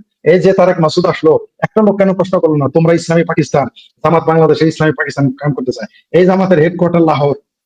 বাংলাদেশে কোন পার্টির হেডকোয়ার্টার অন্য দেশে? একটা মাত্র পার্টি, সেটা হচ্ছে জামাত ইসলাম, তার হেডকোয়ার্টার হচ্ছে লাহোরে। তার হেডকোয়ার্টার এখনো পাকিস্তান, তারা স্বীকার করে। আর এই 24 তথাকথিত 24 জুলাই আন্দোলন, এটা তারা পালন করছে পাকিস্তানে। কি বুঝলেন এটা? তারা তো কোনো দেশ 16 ডিসেম্বর পালন করলো না। পাকিস্তানের দেশ, পাকিস্তান সরকার, পাকিস্তানের মানুষ কোনোদিন 21শে ফেব্রুয়ারি পালন করলো না। কোনোদিন তো তারা 16 ডিসেম্বর পালন করলো না, 26শে মার্চ পালন করলো না। হঠাৎ করে তারা 24শে এই যে 5ই আগস্ট পালন করা শুরু করলো। তালমে কুছ তো কালা হ্যাঁ। আমি যে প্রশ্নটা করতেছিলাম, যারা এখানে ইসলামিক এই যে যারা শরিয়া আইন কায়েম করতে চায়, এই চরমনায় খেলাফত মজলিস বা হেফাজতে পাকিস্তান, যেটাকে হেফাজতে ইসলাম নাম দিয়েছে, আসলে হেফাজতে ইসলাম নাম তারা দিয়েছে, এটা হেফাজতে ইসলাম নাম ইসলামের শরীয়ত সম্মত হয় না। ইসলামের পরিভাষা আপনি হেফাজতে ইসলাম দিতে পারেন না, কারণ ইসলাম রক্ষা করবে আল্লাহ, আর কেউ না। আর কেউ ইসলাম হেফাজত করতে আসবে না, এখানে বাংলাদেশে বানিয়ে ফেলেছে। তাই সেটা অন্য প্রসঙ্গ। শরিয়া আইন এত ভালো হতো পাকিস্তানে কেন? এত পাকিস্তানের মাদ্রাসা, এত মৌলবী, বাংলাদেশে এসে 4 বিয়ে করার ফতোয়া দিয়ে গেল কালকে। সেই মৌলবীকে কেউ প্রশ্ন করলো না কেন যে আপনার দেশে শরিয়া কোর্ট থাকতে কেন আপনারা সিভিল কোর্টে যান, কেন আপনারা ব্রিটিশ কোর্টে যান, কেন শরিয়া কোর্টে গেলেন না? তো বাংলাদেশে যারা শরিয়া আইন করতে চায়, এটা হচ্ছে বদমাইশি, এটা হচ্ছে ভণ্ডামি, হিপোক্রেসি, মুনাফিকি। কোনোদিনই বাংলাদেশের মানুষ শরিয়া আইন চায় না। আমি লিখে দিতে পারি আপনাকে, বাংলাদেশের মানুষ, আমি লিখে দিতে পারি, গণভোট দেন, কেউ শরিয়া আইনে ওই যে যতই পিউ কি রিসার্চ নাকি ইত্যাদি ইত্যাদি বলেছে, আপনি বলেন শরিয়া আইন কায়েম করতে, ভোটে তারা আসুক, গণভোট দেখ, বিপুল ভোটে তারা ফেল করবে। বাংলাদেশের মানুষ শরিয়া আইন চায় না। ওই জামাতের 6টা ব্যাংক আর মধ্যপ্রাচ্যের টাকা এবং আরো 2-3টা বিদেশি টাকা পাইলে এরকম অনেক বড় বড় দেখা যেতে পারে। তো আপনাকে বলি, এরা নির্বাচনে যেতে চাইবে না, কারণ নির্বাচনে গেলে তারা যে ক্ষমতায় না গিয়ে ক্ষমতা উপভোগ এবং ভোগ, এই সুযোগটা তাদের হাতছাড়া হয়ে যাবে। তাই তারা নির্বাচন চাইবে না, নির্বাচন বানচাল করতে। আপনি হয়তো জানেন, আজকে কিন্তু বিএনপির একজন ঊর্ধ্বতন নেতা, একেবারে উপদেষ্টা, খালেদা জিয়ার উপদেষ্টা পদমর্যাদায়, তিনি কিন্তু গতকাল নাকি প্রতিদিন বলেছেন জামাতিদের ব্যাপারে তিনি যে কথা বলেছেন, ওগুলো এখন আপনার এখানে ভাষায় প্রকাশ করা যাবে না, ব্যান হয়ে যাবে সম্ভবত। কারণ সে অলরেডি জামাতিদের যেখানে ইচ্ছে সেখানে পেটাইতে বলছে। তারপরে কি বলছে এটা বললাম না, তাহলে এটা বিতর্কিত হয়ে যাবে। আপনারা লাইভে গেলে সেটা পাবেন। জামাতিদের চেহারা এই বাংলাদেশে প্রকাশ হয়ে গেছে, বিএনপিরাই বুঝে গেছে, তো বাংলাদেশের সাধারণ মানুষ বুঝতে পারে নাই। তবে নির্বাচন যারা বানচাল করার জন্য ডক্টর ইউনূস এনজিও গ্রামের দোকানদার, এনজিও মহাজন এবং জামাত মিলে যে আহ, অপপ্রয়াস চালাচ্ছে নির্বাচন ক্যান্সেল করার জন্য, বানচাল করার জন্য, বাংলাদেশের জনগণ এটা রুখে দেবে। এবং এদের খুব ভালো হবে না, এদের এদের শেষটা ভালো হবে না। এদের শুরুটাও যেমন প্রতারণাময়, শুরুটাও যেমন আপনার রক্তাক্ত, এদের শেষটাও দেখবেন কি পরিণতি হয়। কারণ বাংলাদেশের জনগণ, বারবার আমি বলি, বাংলাদেশ ষড় ঋতুর দেশ, এক বছরে 6টা ঋতু পরিবর্তন হয়, সকালে বিকালে এখানে আবহাওয়া ঠিক নাই, নদীমাতৃক দেশ, এখানে মৌলবাদীরা শেষ মুহূর্ত। হ্যাঁ, তবে একটা ঝুঁকি থেকে যায়, সেটা হলো কি, আন্তর্জাতিক ভাবে যদি সহযোগিতা পায় এই দেশটা একটা ব্যাটল গ্রাউন্ড হয়ে যাবে, এবং সেটার সম্ভাবনা আছে।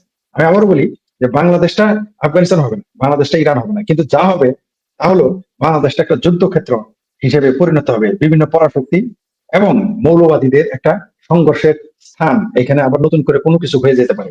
ঠিক যেটা আফগানিস্তানে ঘটেছে, যুদ্ধ, গৃহযুদ্ধ, সেটা বাংলাদেশে হতে পারে। কিন্তু এই দেশে শরিয়া আইন কোনোদিনই বাংলাদেশের জনগণ মেনে নেবে না, নেয় নাই, নেবেও না।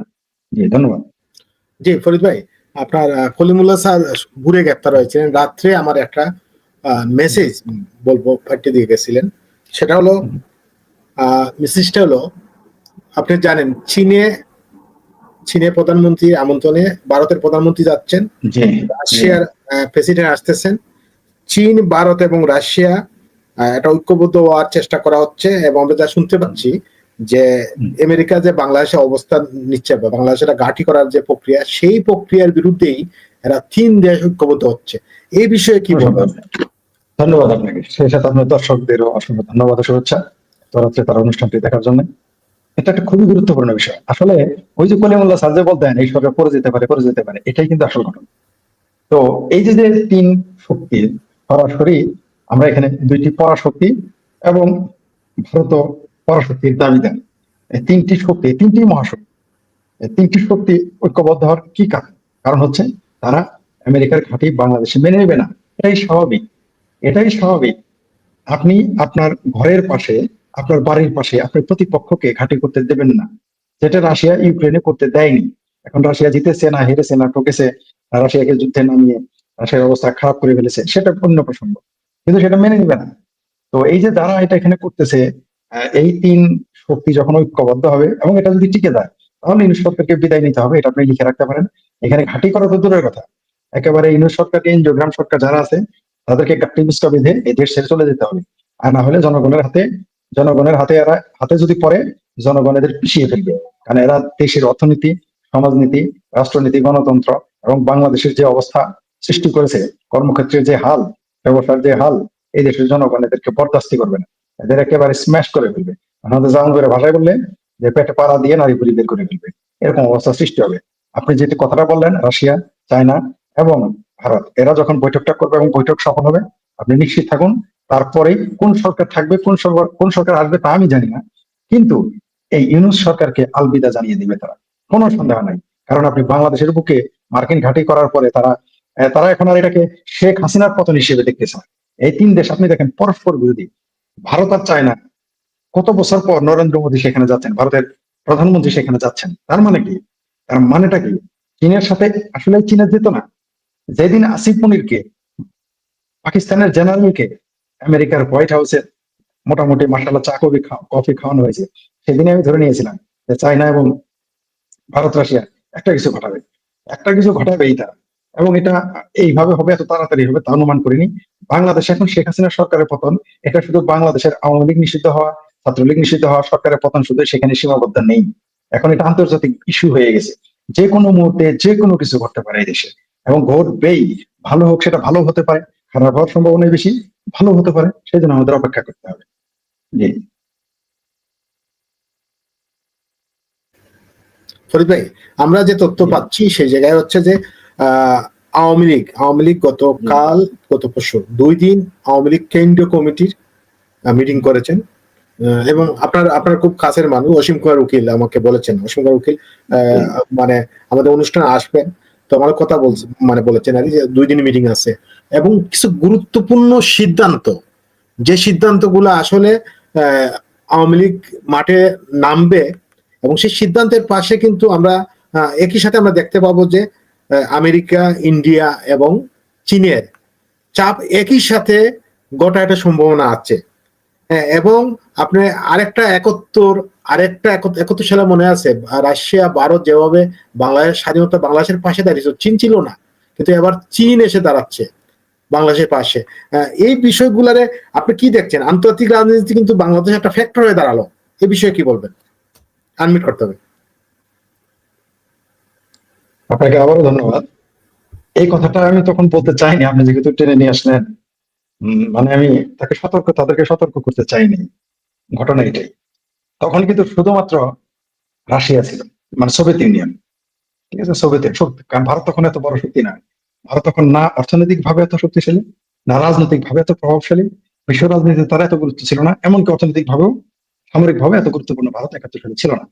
তখন কিন্তু শুধুমাত্র সোভিয়েত ইউনিয়ন ভারতকে সহযোগিতা করেছে তথা আমাদেরকে সহযোগিতা করেছে। এখন কিন্তু যে চায়নাও কিন্তু এখন আগের চেয়ে অনেক শক্তিশালী, অর্থনৈতিক ভাবেও 71 চেয়ে অনেক শক্তিশালী। চায়নার এই মুহূর্তে সোভিয়েত ইউনিয়নের সাথে, মানে রাশিয়ার সাথে যদি বসে, ভারতের সাথে সাথে যদি বসে, এই উপমহাদেশের অনেক সমস্যা, অনেক অনেক বিষয়ে একেবারে সমাধান হয়ে যাবে, এটা আমরা নিশ্চিত থাকেন। এখন আমি জানি না তাদের এই বৈঠক সফল হবে কিনা, কারণ এরকম আমরা দেখেছি ব্রিক্স এর বিষয়ে সফল হয় নাই। কারণ হলো এমন কিছু ঘটেছে যে তারা আস্তে আস্তে দূরে সরে গেছে, বিশেষ করে ভারতও চায় না তাদের মধ্যে দূরত্ব বজায় রাখতে। কিন্তু এইবার মার্কিন প্রশাসন যখন পাকিস্তানিদেরকে একেবারে জামাই আদরে তুলে ফেলছে, তখন কিন্তু মানে পাশার দানটা উল্টে গেছে বলতে কি, চালটা এখন ভিন্ন। আমেরিকাও যেমন ভিন্ন চাল দিয়েছে, এখন ভারতও ভিন্ন চাল দেবে, এটাই স্বাভাবিক। আর বলার অপেক্ষা রাখে না, ভারত হচ্ছে চাণক্য নীতির দেশ, চাণক্য ভূমি, সুতরাং চাণক্য পুত্র তারা তারা আপনি দেখবেন, আমি পরশুদিন একটা পড়ে দিয়েছিলাম যে কূটনীতিতে অ্যাবসলিউট বলতে কিছুই নেই। যেমন আমেরিকা চায়না চরম বিরোধ ছিল, কিন্তু এরা দেখেন 71 এক হয়ে গেছে। আবার দেখেন আপনি আজারবাইজানে, সেখানে যখন যুদ্ধ হলো, আর্মেনিয়ার পক্ষে আপনি দেখেন ইসরায়েল আর ইরান এক পক্ষ হয়ে আজারবাইজানের পক্ষ নিল। ইরান আর ইসরায়েল দুটোই পরস্পর বিরোধী ভয়ঙ্কর শত্রু রাষ্ট্র, দুইজনকে মনে করে, অথচ আজারবাইজানে দুইজনেই সাহায্য করলো। আবার ভারত গিয়ে তখন আর্মেনিয়ার পক্ষে নিল। তো কূটনীতিতে, সামরিক নীতিতে, বিশ্ব নীতিতে কখন কে যে কার পক্ষ নেবে সেটা আমরা অনুমান করতে পারবো না। যেমন এখন আমরা অনুমান করতে পারতেছি না যে, আপনাকে আমি বলে দিই, চায়না যদি ভারতের সাথে আসলে মিটিং করে এবং সফল হয়ে যায়, মানে মিটিং তো হবেই এবং সফল হয়ে যায়, এই ইউনূস সরকার একেবারে তাসের ঘরের মতো উড়ে যাবে। কারণ চায়নার মদত ছাড়া, চায়না এই যে দেখেন বাংলাদেশ থেকে বিএনপি, তারপর আপনার জামাত, এমনকি এই কি হেফাজতের নেতারা ঘুরে আসলো, বামপন্থীদের কিন্তু দাওয়াত দেয় চায়না। এই 3 দলকে দাওয়াত দিয়েছে ডক্টর ইউনূস ক্ষমতায় আসার পরে। আবার বলি, বিএনপি, জামাত এবং হেফাজতে ইসলাম, সম্ভবত সলমন হরুপ গেছে কিনা আমি জানি না, কিন্তু এই 3 দল গিয়েছে, এটা আমি নিশ্চিত। তারা সেখানে চায়না থেকে মিটিং করেছে। কিন্তু এখন এই চায়না কেন তারা ইউটার্ন নিতেছে? কারণ বাংলাদেশ এবং পাকিস্তান এখন সরাসরি মার্কিনীদের পক্ষ নিয়েছে। এটা চীন ভালো চোখে দেখে নাই। এবং চীন যদি, আমি স্পষ্ট ভাবে বলি, চীন যদি এই সরকারের বিচ্ছা করে, যেমন বিএনপি বিচ্ছা করলে জামাতকে হাতে বাটি ধরতে হবে, জামাত এই দেশে টিকে থাকতে পারবে না। বিএনপি কালকে যদি বলে যে তারা জামাতের সাথে আগেও নয় পিছু নয়, এই দলটা মাঠেই নামতে পারবে না, জামাত ইসলাম রাস্তাঘাটে চলতে পারবে না, মসজিদে গিয়ে নামাজ পড়তে পারবে না, পাবলিকের হাতে লাঠি গোতা খাবে, দৌড়ানি খাবে। ঠিক তেমনি চাইনা যখন এই সরকার, এই তথাকথিত যেটাকে আমি এনজিওগ্রাম সরকার বলি, এই সরকারের পেছন থেকে তাদের সমর্থন সরিয়ে নেবে, এই সরকার টিকবে না, তো যে কোনো সময় পড়ে যাবে। এই সরকার টিকতে পারবে না। শুধুমাত্র আমেরিকা এই সরকারকে টিকিয়ে রাখতে পারবে না। কারণ ইউক্রেনে কেন পেরেছে জানেন? ইউক্রেনের ওইখানে ইউরোপের সমস্ত দেশ রয়েছে, ইউরোপের সমস্ত দেশ ন্যাটোর সদস্য, তাই ইউক্রেনে গিয়ে ন্যাটো সুবিধা করতে পেরেছে। তাই আমেরিকা ইউক্রেনের সুবিধা করতে পেরেছিল, এখনো পারতেছে। কিন্তু বাংলাদেশটা তা না, বাংলাদেশ তো একেবারেই ভারতের পেটের মধ্যে, একেবারেই ভারত এবং চীনের পেটের ভিতরে। আপনি এখানে এসে সুবিধা না সাগর পথে সুবিধা করতে পারবেন, মানে আমেরিকা না সাগর পথে সুবিধা করতে পারবে, না আকাশ পথে সুবিধা করতে পারবে। এখন আপনি ব্যাটল গ্রাউন্ড যদি ধরি, বাংলাদেশের ভূমি, সেখানে আপনি আপনার সমর্থিত একটা সরকার বসিয়েছেন। কোন সরকার? যে সরকার গত 5 তারিখে যে জনপ্রিয়তা ছিল, বা গত 8 তারিখে, আপনি 8 তারিখে দেখেন তো তার 1 বছর পূর্তি হলো, এই 8 তারিখে তার জনপ্রিয়তা কি? আপনি দেখেছেন যে 667 নাকি 68টা সিটের ট্রেন, সেখানে 17 জন লোক আসছে ইউনিট সরকারের এই মিটিং এ, মানে এনজিও কি এনসিপি এবং বৈষম্য বিরোধী ছাত্রদের মিটিং এ সুপার ফ্লপ হয়েছিল। আর এনজিওগ্রাম সরকারের প্রধান ডক্টর ইউনূসের সেই প্রোগ্রাম সুপার ডুপার ফ্লপ। সুতরাং আপনি একেবারেই যার সমর্থন নেই, মিনিমাম তো সমর্থন থাকতে হবে, তাই না? ধরেন আপনি আমাকে জামালপুর গিয়ে আমাকে আপনার সমস্ত শক্তি, অর্থ, বুদ্ধি, শক্তি দিয়ে আমাকে বসিয়ে দিলেন, আমার তো মিনিমাম গ্রহণযোগ্যতা থাকতে হবে। জামালপুরের লোক যদি আমাকে পছন্দই না করে, আপনি আমাকে কতক্ষণ রাখতে পারবেন? আপনি তো আপনার বাহিনী দিয়ে আমাকে বেশিক্ষণ রাখতে পারবেন না, যদি জামালপুরের জনগণ আমাকে না চায়। তো ডক্টর ইউনূসের দশা তাই। একদিকে তিনি এখন স্পষ্ট, এই যে কলিমুল্লাহ স্যারকে কেন গ্রেপ্তার করেছে, কলিমুল্লাহ স্যার বারবার বলেছে ডক্টর ইউনূস আমেরিকান, ডক্টর ইউনূসের ওয়াইফ আমেরিকান, ডক্টর ইউনূসের সন্তান আমেরিকান। এগুলো বলার কারণেই তো আপনি যত কিছুই বলেন, মানুষ তো আপনি লোকাল, আপনি দেখবেন বাংলাদেশে কিন্তু আঞ্চলিকতা একটা বিরাট ফ্যাক্টর। এই গায়ের লোক ওই গায়ের লোকের সাথে মারামারি করে তারা এক হয়ে যায়, শত্রুতা মিত্রতা থাকে, ঝগড়া বিবাদ থাকে, মানে কথা বলা বন্ধ থাকে। কিন্তু যখন ঝগড়া লাগে দুই গ্রামের লোক, তখন সব দুই গ্রামের লোক, যার যার গ্রামের লোক এক হয়ে যায়। তো এই বাংলাদেশে এই কতদিন আপনি দালালদের বসিয়ে, কতদিন আপনার ক্ষয়ের খাদের বসিয়ে আপনি 17 কোটি টাকা, কতদিন আপনি 17 কোটি টাকা প্রতি মাসে ব্যয় করেন গ্রামীণ সেন্টার থেকে সোশ্যাল মিডিয়াতে, এগুলো কতদিন আপনি খরচ করে আপনি দালাল 17 জন খুঁজে পাবেন না। এটা আমরা জানি, আমরা দেখতেছি। সবচেয়ে আমি যেটা উল্লেখ করলাম একটু আগে, 667টি আসন একটা ট্রেনে, সেখানে 17 জন লোক আসে, এর চেয়ে আর লজ্জা কি আছে? আমি যদি জামালপুরে ট্রেন পাঠাই যে তোমরা আমার দেখতে আসো, মাগনা আসবা, আমার ধরো ওই ট্রেনের অর্ধেক লোক আমাকে দেখতে আসবে, আর এখানে আসে 17 জনের চেয়ে লজ্জা। তো আমেরিকাকে কি করবেন আপনি? আপনি জোর করে তো বসিয়ে দিতে পারবেন না।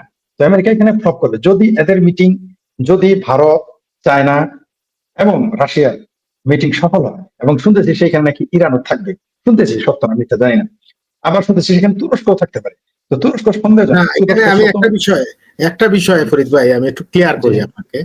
আপনি দেখেন, যখন রাশিয়া যখন ইউক্রেনের উপর হামলা করলো, কারণটা কি? কারণটা হচ্ছে ন্যাটো। হ্যাঁ, ইউক্রেন ন্যাটোর ভিতরে ঢুকবে, কেউ কিন্তু নিজের অস্তিত্ব কিন্তু ছাড় দিতে চায় না। যদি ইউক্রেনে যদি ন্যাটো যদি আপনার অবস্থান করে, তাহলে রাশিয়া জানে হ্যাঁ তারা মারাত্মক ঝুঁকিতে থাকবে। সেই জায়গায় আপনি জানেন আমেরিকার সাথে যে চুক্তি হয়েছে, সেই চুক্তির মধ্যে স্পষ্ট লেখা আছে চীনের কাছ থেকে কোনো কিছু বাংলাদেশ আনতে পারবে না। সেই জায়গায় আপনার চীন তো আপনার এটা ছাড়বে না, কারণ বাংলাদেশের চীনের কিন্তু মানে কোটি কোটি বিলিয়ন ইনভেস্ট, চীনের ইনভেস্ট। এই যে পদ্মা সেতুর কিন্তু ওরা কিন্তু বিভিন্ন যন্ত্রপাতিতে সাহায্য করেছে। এখন বাংলাদেশের মতো একটা বিজনেসের জায়গা চীন কি ছেড়ে দেবে? এবং রাশিয়া ইউক্রেনকে যাতে নেটোর ভিতরে না ঢুকতে পারে মানে হামলা করেছে, একই ঘটনা কিন্তু বাংলাদেশের বেলায় ঘটবে। এটা এমন না, আমি বিভিন্ন বিষয় কারণ ইন্ডিয়া তো ছাড়বেই না, চীন কখনোই ছাড়বে না, কারণ তাদের একটা ব্যবসায়ী যে ব্যবসা যে একটা স্থান, ব্যবসা একটা দেশ, তাদের হাত ছাড়া হয়ে যাচ্ছে, তাও চীনের কাছে। আর ওইখানে যদি আমেরিকা আসে, টোটাল দক্ষিণ এশিয়াটা সেখানে মাতুব্বরি আমেরিকা করবে। কি বলবেন? অস্থিতিশীল হয়ে যাবে। আপনি ঠিকই বলেছেন, যদি এখানে মার্কিন ঘাঁটি হয়ে যায়, ঠিক আফগানিস্তানে মার্কিনিরা থাকার কারণে যে পরিস্থিতি যেরকম হয়েছিল, ভয়ঙ্কর পরিস্থিতি, তার চেয়ে বেশি ভয়ঙ্কর হবে বাংলাদেশে। আর এটা ক্ষতি হবে প্রথম ভারতের জন্য, তার চেয়ে বেশি ক্ষতি হবে চায়না। এটা হলো সরাসরি ক্ষতি হবে ভৌগোলিক কারণে। আর আপনি যেটা মার্কেটের কথা, আমি তো নগদ, এটা হচ্ছে পরে 5 বছর পরে, 2 বছর পরে, 1 বছর পরে ক্ষতি হবে। আর যে মার্কেট হারানোর ব্যাপার বলেন, এটা তো সরাসরি একেবারে আপনি যেটা বলেছেন এটা হচ্ছে আসল কথা। এখানে চীন আর ভারত ঐক্যবদ্ধ হয়ে যাবে, কারণ কোন অবস্থাতে চীন এই 17 কোটি মানুষের দেশের মার্কেট, সুপার মার্কেট। মূলত এই বাংলাদেশটা হচ্ছে চীন আর ভারতের সুপার মার্কেট, আমরা যে যাই বলি না কেন, এই বাংলাদেশটা হচ্ছে ভারত এবং চায়নার সুপার মার্কেট, আমরা যেভাবে ব্যাখ্যা করি।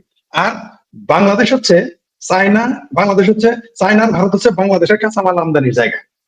আমরা যত কিছু উৎপাদন করি তার কাঁচামাল গুলো চায়না, বেশিরভাগ, সব না, বেশিরভাগ আসে ভারত ও চায়না থেকে।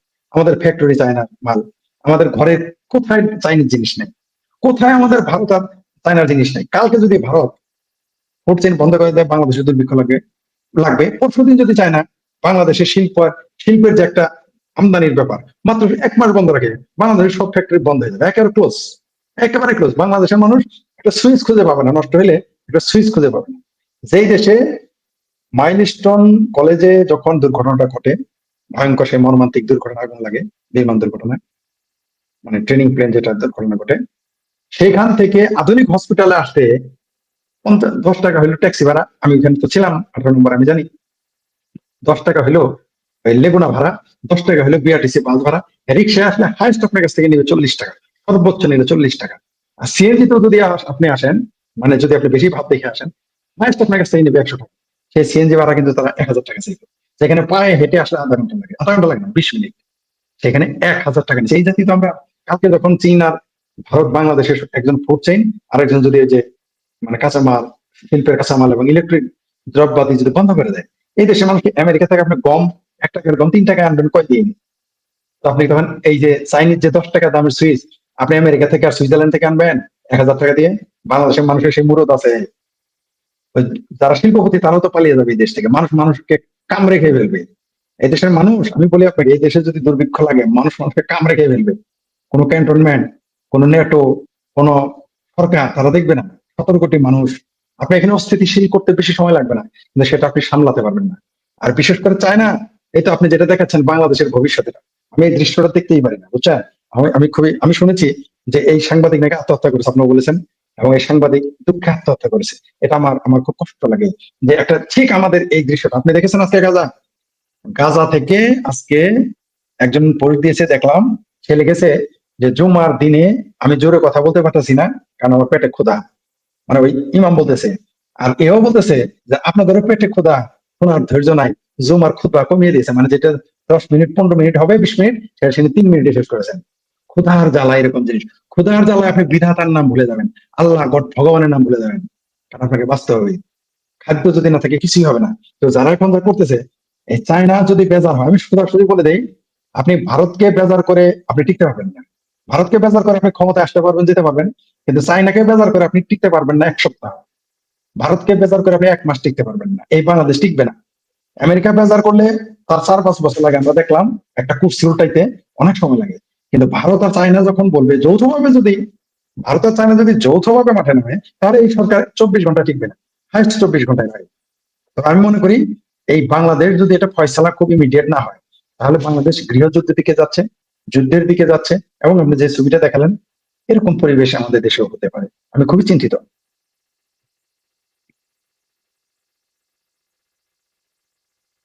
শোনা যাচ্ছে না? জি, ফরিদ ভাই, আমরা আসলে আন্তর্জাতিক রাজনীতি নিয়ে কথা বলছি, বাংলাদেশের কিছু বিষয় নিয়ে আমরা একটু কথা বলতে চাই। আপনি দেখেন, অনেকেই বলছেন যে এনসিপি কে কিক আউট করা হয়ে গেছে। আমরা জানি তারেক রহমানের সাথে আমেরিকার ভারপ্রাপ্ত রাষ্ট্রদূত যিনি বাংলাদেশে আছেন, লন্ডনে বৈঠক হয়েছেন। এখন অনেকেই বলছেন এনসিপি আউট, বিএনপি ইন, এবং আমরা জুলাই যে সনদ দেখলাম, সনদে কিন্তু অনেকেই বলছেন বিএনপির প্রেসক্রিপশনে এই সনদটা হয়েছে, সেই জায়গায় এনসিপি নেই। এবং এনসিপির নেতারা, ওই যে আমরা আগে দেখতাম না, বাবার উপর মার উপর রাগ করে চলে যেতাম, অনেক নেতাই রাগ করে চলে গেছিলেন কক্সবাজার। ধন্যবাদ আপনাকে। আপনি ঠিকই বলেছেন যে শুধুমাত্র যখন পিটার হাসের কথা বলা হয়, আমি বললাম, তখনই বলেছিলাম যে ঘটনা আসলে অন্যটা, এর চেয়ে বড় ঘটনা ঘটে গেছে, সেটা এখন প্রকাশ হয়ে গেছে। আপনারা যেটা বললেন যে অলরেডি তারেক রহমানের সাথে বিএনপির ভারপ্রাপ্ত চেয়ারম্যানের সাথে বৈঠক হয়ে গেছে, এটাই স্বাভাবিক। আমি যে বললাম আপনাকে, আপনি তো এনসিপি দিয়ে দেশ চালাতে পারবেন না, ইভেন আপনি জামাত ইসলামকে ক্ষমতা দিয়ে দেশ চালাতে পারবেন। আপনি জামাতকে কালকে ক্ষমতা দিয়ে দেন, বলে তোমাদের 300 আসনে দিয়ে দিলাম, এমনি দেশ চালাতে পারবেন না ভাই। দেশ চালানো এক জিনিস, যেমন ডক্টর ইউনূস একজন এনজিওর মালিক হিসেবে, একজন অর্থনীতিবিদ হিসেবে, প্রফেসর হিসেবে তিনি সফল, এতে আমার কোনো আপত্তি নাই, আমার না কারোরই আপত্তি নেই, তিনি সফল। কিন্তু কলেজের প্রফেসরগিরি করা, এনজিওর মালিক হওয়া আর দেশ চালানো এক না ভাই। তেমনি এনজিও অফিস চালানো যেমন আর দেশ চালানো এক না, তেমনি বাংলাদেশ ইসলামী ব্যাংক চালানো আর ওই যে ইসলামী ব্যাংকের হাসপাতাল চালানো আর বাংলাদেশ তো এক না। এদের আপনি ক্ষমতা দিয়ে দেন, 1 মাস চালাতে পারবে না। এই এই এনসিপি গ্যাংটাও তো বিভিন্ন কারণে টিকে ছিল, আপনি জামাতকে দেন 1 মাস, 1 মাসে এরা দেশ চালাতে পারবে না। এনসিপি গ্যাং যেটা ফরিদ ভাই, এনসিপি গ্যাং তো, এনসিপি গ্যাংকে তো এই সরকার চালায় নাই, চালাইছে হচ্ছে বিএনপি, জামাত, ইসলামী আন্দোলন, বাম, ডান, সবাই, আওয়ামী লীগ ছাড়া সবাই এদের চালিয়েছে। আর এনসিপির যেতে কথা বললেন, এরা তো হলো জামাত এবং এনজিওগ্রাম সরকার নাজায়েজ আওলাদ, নাজায়েজ আওলাদকে যে কোনো সময় লাওয়ারিশ করবে। আমি সরি এইসব ভাষাটা ব্যবহার করার জন্য, লাওয়ারিশ আওলাদকে ব্যবহারিশ আমরা যখন তখন করবেন, এটাই স্বাভাবিক। তাদেরকে ব্যবহার করেছে এবং তারা ব্যবহৃত হয়েছে, এটা বুঝতে তারা দেরি করেছে, এটা আমরা জানি, এটা হবে। পৃথিবীতে রাজনীতি গেমের সাথে বড় গেম নাই, এর সাথে বড় এর হচ্ছে বড় গেম না। আপনি রাজনীতিবিদদের দেখেন, কে কাকে কোথায় ব্যবহার করে নাই। তো এরা তো না বলো, আমি বলেছি তো, এরা দুধের বাচ্চা, কুচি কাঁচা সব, আর বুঝতেই পারবে না কয়দিন পরে কি হবে। আপনি দেখেন জামাত বিএনপির করলে মানুষ হয়েছে, বিএনপির করলে মানুষ হয়েছে, বিএনপির বুকে পিঠে থেকে তারা টিকে আছিল, তারা এখন বিএনপির সাথে কি আচরণ করতেছে। তাহলে ছোট্ট একটি দল হয়ে তারা বিএনপির মতো বৃহৎ দলের সাথে, যারা একেবারেই পাওয়ারের একেবারে কাছাকাছি, তাদের সাথে এই ব্যবহার করে, তাহলে এনসিপি গ্যাংকে কেন তারা রাখবে? আর ডক্টর ইউনূসকে তো এক্সিট নিতে হবে, জামাতকে তো এক্সিট নিতে হবে, সেনাবাহিনীকে তো এক্সিট নিতে হবে। এক্সিট নিতে গেলে কাকে ক্ষমতায় দেবে? বাংলাদেশের জামাত ইসলামী বহু আগে বলেছি যে ওয়াকার সাহেবের বাবার ক্ষমতা নেই, জামাতকে ক্ষমতায় দিয়ে চলে যান। আমি বারবার বলেছি যে কিয়ামত পর্যন্ত জামাত ক্ষমতায় আসবে না, হাসাহাসি করছে বিএনপির লোক আমার এই কথা। এখন তো বিএনপির লোক এই কথা বলে কিয়ামত পর্যন্ত ক্ষমতায় আসবে না। হ্যাঁ, ওয়াকার ইউনূসের বাবার ক্ষমতা নাই, জামাতকে। বাংলাদেশের মানুষ বোকা। বোকা মানে এই না যে আপনি তারা বারবার ঠকাবেন। জামাতকে এই দেশের মানুষ মেনে নিবে না। ওই ব্যাংকে চাকরি দেওয়া চাকরি নেওয়া আলাদা জিনিস ভাই। ভোট দিতে গেলে বাংলাদেশ একে মেনে নিবে না, একে ভোট দিবে না, এমনকি ক্ষমতায় থাকলে একে মেনে নিবে না। মৌলবীদের জন্য মানুষ মিলাদে ডাকে, মুসলমানি করার সময় দাওয়াত দেয়, বিয়ের সময় দাওয়াত দেয়, মা বাবা মরার সময় দাওয়াত দেয়, কুলখানির দাওয়াত দেয়, বিশেষ বিশেষ অনুষ্ঠানে দাওয়াত দেয়। তার মানে এই না মৌলবীর কাছে কেউ মেয়ে বিয়ে দেয়? আপনি দেখেন তো কয়জন মৌলবীর কাছে মেয়ে বিয়ে দেয়? চাপা মারে কত। আচ্ছা, জামাতে ইসলামের যারা প্রেসিডেন্ট হয়েছে, মানে সভাপতি, মানে আমির ইকুইভ্যালেন্ট প্রেসিডেন্ট হলাম, একজন পাবেন আপনি তারা মৌলবী? বলো মজা মৌলবী ছিল? মৌলানা মওদুদি যার নামের আগে মৌলানা লেখে তার এক বদমাইশি। মৌলানা মওদুদি তো মৌলানা ছিলই না, সে তো কোনোদিনই মাদ্রাসায় পড়ে না। এখন যে জামাতের আমির, সে কি মৌলবী? সে কি মাদ্রাসা থেকে আসছে? আপনি দেখেন একজন জামাত ইসলামের আমির যারা নেতা, একটা মাদ্রাসা পড়বে না, সব স্কুল কলেজ ইউনিভার্সিটি মেডিকেল। এখন তিনি মেডিকেল কলেজ পাস করেন, মানে বুঝতে পারছেন তো? মানে খুব জামাতের মধ্যে মৌলবীদের জায়গা নেই। এই যে যেটা বললাম, মৌলবীদের মানুষ পছন্দ করে দাওয়াত খাইতে সময়, আর বেস্টের জন্য দোয়া করার জন্য নিয়ে আসে, কিন্তু এদের কাছে কেউ মেয়ে বিয়ে দেয় না। তেমনি এই দেশ মৌলবীদের কোনো দিবে না। চরমনায় পীরকে আপনি যতই দেখেন বড় বড় মিছিল মিটিং, ওই সার ওই যা দেখেন ওই তাদের সবেদন নীলমণি গুলো। ভাই দেশ এক জিনিস, দেশ চালানো এক জিনিস, আর মসজিদ মাদ্রাসা চালানো আরেক জিনিস। দুইটা তো এক জিনিস না, দুইটা আলাদা জিনিস। এটা বুঝতে হবে, এটা তারা বুঝে না। বুঝে না বলেই দেশে বিশৃঙ্খলতা সৃষ্টি করে। এখন মনে করে হাই হাই, আমাকে তো বিএনপি লোক দাওয়াত দিয়েছে, আওয়ামী লীগের লোক দাওয়াত দিয়েছে, আমাকে তো ওয়াজের মঞ্চে বসিয়েছে, মুই কি হনুরে, এটা তারা মনে করে। কিন্তু আদতে মৌলবীদের কি মনে করে? লিল্লাহ করে মনে করে। মৌলবীদের আওয়ামী লীগ বিএনপিরা লিল্লাহ করে মনে করে। এবং এরা এখন যা করতেছে, এরা ভাবতেছে তারা ক্ষমতায় চলে গেছে, কোনোদিনই যাবে না। আমরা দেখি যে 1800 পীরের শত শত জিন পান্ত 1800 পীর। জামাত ইসলাম ফেরেস্তা বলে, কিন্তু ভোটের বেলায় দেখেন তো কয়টা ভোট দেয় মানুষ? আপনি দেখেন ভোটের বাক্সে কয়টা ভোট পড়ে। আমি স্পষ্ট বলে দেই, বাংলাদেশের জনগণ মেনে নিবে না। স্বয়ং কোন পরাশক্তি এবং ওয়াকার সাহেব আর বাবার ক্ষমতা নিয়ে জামাতকে ক্ষমতায় প্রতিষ্ঠিত করতে কোনোদিনই পারবে না, হবে না। এই দেশের মানুষ মেনে নিবে না। বাংলাদেশের মানুষ কখনোই বলে নাই যে 30 লক্ষ মানুষ তারা হত্যা করেছে। ওই যতই আপনি ঢাকা ইউনিভার্সিটি ভিসি বানায় দেন, শুধু সেনাবাহিনীকে বেড়াকে ফিরে যেতে দেন, এই জামাতের যে ভিসি আছে, একে যদি মানে তেলা পোকার মতো ঠ্যাং ধরে টিকে না ফেলে দেয়, আমার নামে কুত্তা বলবেন আপনারা। এই ভিসিকে, এই ছাত্র দল কিভাবে জুতা পিটা করে আপনার নামে আপনি দেখতে পারবেন। শিবিরকে কিভাবে ঢাকা ইউনিভার্সিটি ছাড়া করে আপনারা কিছুদিনের মধ্যে দেখতে পারবেন, শুধুমাত্র আপনিকে বেড়াকে ফিরে যেতে দেন। আর এনসিপি বললেন, এরা তো কিছুই না, এরা তো হচ্ছে আইওয়াচের জন্য এদের সামনে রাখা হয়েছিল। এদের কাঁধে ভর করে, যেমন সৈনিকের কাঁধে থাকে বন্দুক, জেনারেল তো বন্দুক নিয়ে থাকে না, মেজর তো, জেনারেল কর্নেল এরা তো গিয়ে মাঠে যুদ্ধ করে না। যুদ্ধ করে কারা? সৈনিকেরা। এদের মাঠে রেখেছিল, এরা এটা বুঝতেই পারে নাই। আর খারাপ ভাষায় বলাটা ঠিক না, এদেরকে সে বিশেষ মানে কন্ডম হিসেবে এদের ইউজ করেছে। এরা কয়েকদিন পরে বুঝবে, আরো স্পষ্ট, দিন যত যাবে তত স্পষ্ট হবে। এদের কপাল ভালো, এখন এদের জেলে ঢুকায় নাই। দেখবেন বেশি কথা বলে এদের জেলে ঢুকাবে। আপনি দেখেছেন ওই যে হাদি নাকি ইনকালাব মঞ্চেরকে সে হুমকি দিয়েছে ক্যান্টনমেন্ট দখল করবে? আপনি শুনেছেন কি? এটা কি আপনি কি মনে করছেন সেটা ওই তাদের আজকারা ছাড়া বলেছে আপনি পারবেন, আমি পারবো ক্যান্টনমেন্টের কথা উড়িয়ে দেওয়ার কথা বলবেন? পারবো না। আমাদের নামে রাষ্ট্রদ্রোহী মামলা হবে, বাড়ি ঘর আত্মীয় স্বজন সহ গ্রেপ্তার করা হবে। আপনি দেখেন না কি ক্যাপ্টেন নাকি ক্যাপ্টেন সাদেকের স্ত্রীকে ধরে নিয়ে মামলা দিয়ে দিয়েছে যে সে নাকি তাদের অ্যাডমিন ছিল। আর হাদি স্পষ্ট বললো সে ক্যান্টনমেন্ট উড়িয়ে দিবে, বলে নাই? কালকে ভিডিও গুলোতে দেখা গেছে। কোই ইনকালাব মঞ্চের হাদিকে অ্যারেস্ট করতেছে না? ওই যে একটা টাকলা পদ আছে ব্যারিস্টার, সে বলেছিল ক্যান্টনমেন্ট, তাদের কুকুর বলেছে, গালি দিয়েছে, ক্যান্টনমেন্ট এই করবে সেই করবে, কই তত্ত্ব গ্রেপ্তার করলো না। এগুলো হচ্ছে ওই যে পাঠার জোরে খোটার জোরে পাঠার কথা, এদের বলে দেয় তখন তারা বলে। কিন্তু ক্ষমতায় আপনি যখন, ক্ষমতা আলাদা জিনিস, আপনি যত কথাই বলেন ক্ষমতা আলাদা জিনিস, ক্ষমতা রাজনীতিবিদদের কাছেই থাকবে। আর জামাত ইসলাম কোন রাজনৈতিক দল না, রাজনৈতিক দলের কাছে ক্ষমতা গেলে সেটা এই মুহূর্তে যারা রাজনীতি করে তাদের কাছে ক্ষমতা থাকে। আর যারা মনে করতেছে আওয়ামী লীগকে ক্ষমতার বাইরে রেখে তারা ক্ষমতা উপভোগ ভোগ করবে, এদের জন্য খুব খারাপই আছে কপালে। এদের জন্য সামনে বাংলাদেশকে আপনি এইভাবে যদি চলতে দেন, এইভাবে যদি চলতে থাকে, এই দেশে আর কোনোদিন বিরোধী দলেরা মাঠে থাকতে পারবে না। তার সর্বশ্রেষ্ঠ 5ই আগস্টের পরে যা ঘটেছে, আমার তো আর মনে হয় না বাংলাদেশের কোনোদিনই আর বিরোধী দল ঘরে থাকতে পারবে।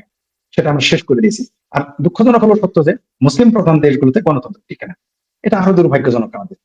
তার প্রধান কারণ হচ্ছে এত মাদ্রাসা থাকে যে, আর রাজা বাচ্চা থাকে, যে এত মাদ্রাসা থাকে আর এত রাজা বাচ্চা থাকে, যার কারণে মুসলমানদের 57টি দেশ মুসলিম দেশ, মুসলিম প্রধান দেশ। মুসলিম দেশ বলতে তো কিছু নয়, মুসলিম প্রধান দেশ। আপনি দেখবেন একটা তো গণতন্ত্র নাই। একটা দেশেরই সম্ভাবনা ছিল, সেটা ছিল বাংলাদেশ। আমরা দুইটা নারী প্রধানমন্ত্রী পেয়েছিলাম। আমরা খুব আশাবাদী ছিলাম যে বাংলাদেশে একদিন গণতন্ত্র পথে যাত্রা করবে, কিন্তু এটা আমরা ব্যর্থ হয়েছি। এটা আমাদের দুর্ভাগ্য, এবং এর জন্য অবশ্য রাজনীতিবিদেরাই দেয়। জি, ধন্যবাদ আপনাকে এবং আপনার দর্শকদের। ধন্যবাদ, কৃতজ্ঞতা ফরিদ ভাই। আমরা সবসময় প্রভাতকে সহযোগিতা করেন, যখন তখন আপনি মানে রাত 2টায় ফোন করে 3টায় ফোন করে আপনাকে নিয়ে আসি, কারণ হচ্ছে বাংলাদেশের এই অবস্থাগুলার মানুষ জানতে চায়। অনেকে আছে মেসেজ দেয় বা কোন আনসার, যেমন আমাকে বারবার মানে একজন দর্শক মেসেজ করছেন, মিডিয়াতে আছে শাহজাহান খান উনি নাকি মারা গেছেন। এখন আমাদেরকে আপনিও আমাকে বলতেছেন যে ফরিদ ভাই, রূপক ভাই, আপনারা একটু কনফার্ম করেন আসলে ঘটনাটা কি বলবো আমি তো কোন মিডিয়া দেখতে পাচ্ছি না ভাই। তো এই কারণে বাংলাদেশি মিডিয়াতে নিউজ না হওয়ার কারণে মানে আমাদের প্রতি অনেকেই নির্ভরশীল, অনেকেই ভরসা করে আমাদেরকে, সেই কারণে আমরা আসলে মানে চেষ্টা করি আপডেট গুলা দিতে। প্রিয় দর্শক, আসলে আমরা জানি না শাহজাহান খানের কি অবস্থা, আমরা জানি না, আর আমরা চাই না মানে কেউ যাতে মারা যান, এটাও চাই না আমরা। আর আমরা প্রবাস দর্পণ আমরা এরকম কোনো গুজব বা এইসব রটাতে আমরা চাই না, যেটা সত্য সেই বিষয়গুলো আমরা তুলে দেওয়ার চেষ্টা করি। ফরিদে অসংখ্য ধন্যবাদ, কৃতজ্ঞতা, আপনার তাৎক্ষণিক সংযুক্ত হয়েছেন। আমরা আশা করি আগামীতে পাবো। এক মিনিট, যেহেতু বললাম তাৎক্ষণিক সংযুক্তি, এটা একটা ইন্টারেস্টিং কারণ। আমি আজকে রেস্ট নিতেছিলাম, বাইরে গিয়েছিলাম, রেস্ট নিতেছি, একটু একটা লাইভ ছিল, ভাবলাম আজকে নাম যুক্ত হবো না। এক দর্শক আমাকে ফোন করছে, আপনি কেন প্রবাস দর্পণে নাই? দর্শক আমাকে কল করেছে, তখন আমি আপনাকে মেসেজ করছি, ভাই তাহলে যুক্ত হই। ধন্যবাদ সেই দর্শককে, এবং ধন্যবাদ আপনার প্রবাস দর্পণ এবং আপনি। ধন্যবাদ। জি ফরিদ, থ্যাংক ইউ। প্রিয় দর্শক, আগামীকালকে অনুষ্ঠান দেখার আমন্ত্রণ জানিয়ে এখানে শেষ করছি। আর আমি যেটা বলতে চাই, ফরিদ ভাই, আমি একটা ভিডিও পাঠাইছি আজকে, আমাদের মারি আমাদের অনুষ্ঠানে এসেছিলেন, এবং উনি এসে আমি ভিডিও শুরুতে দেখাইছি, উনি যেভাবে কেঁদেছেন, আমি বিশ্বাস করুন না, আমার চোখে পানি চলে এসেছে। এই কারণে যে আমার মেয়েরা জন্ম হচ্ছে ইউরোপে, ইংল্যান্ডে, ওরা কিন্তু বাংলাদেশের প্রতি এই টানটা নেই, এই মহিলার যে টান দেখছে এই বাংলাদেশের প্রতি। আসসালামু আলাইকুম প্রিয় দর্শক, দেশ কিংবা দেশের বাইরে যে যেখান থেকে বসে ভিডিওটি দেখছেন সবাইকে স্বাগত জানাচ্ছি আরো একবার।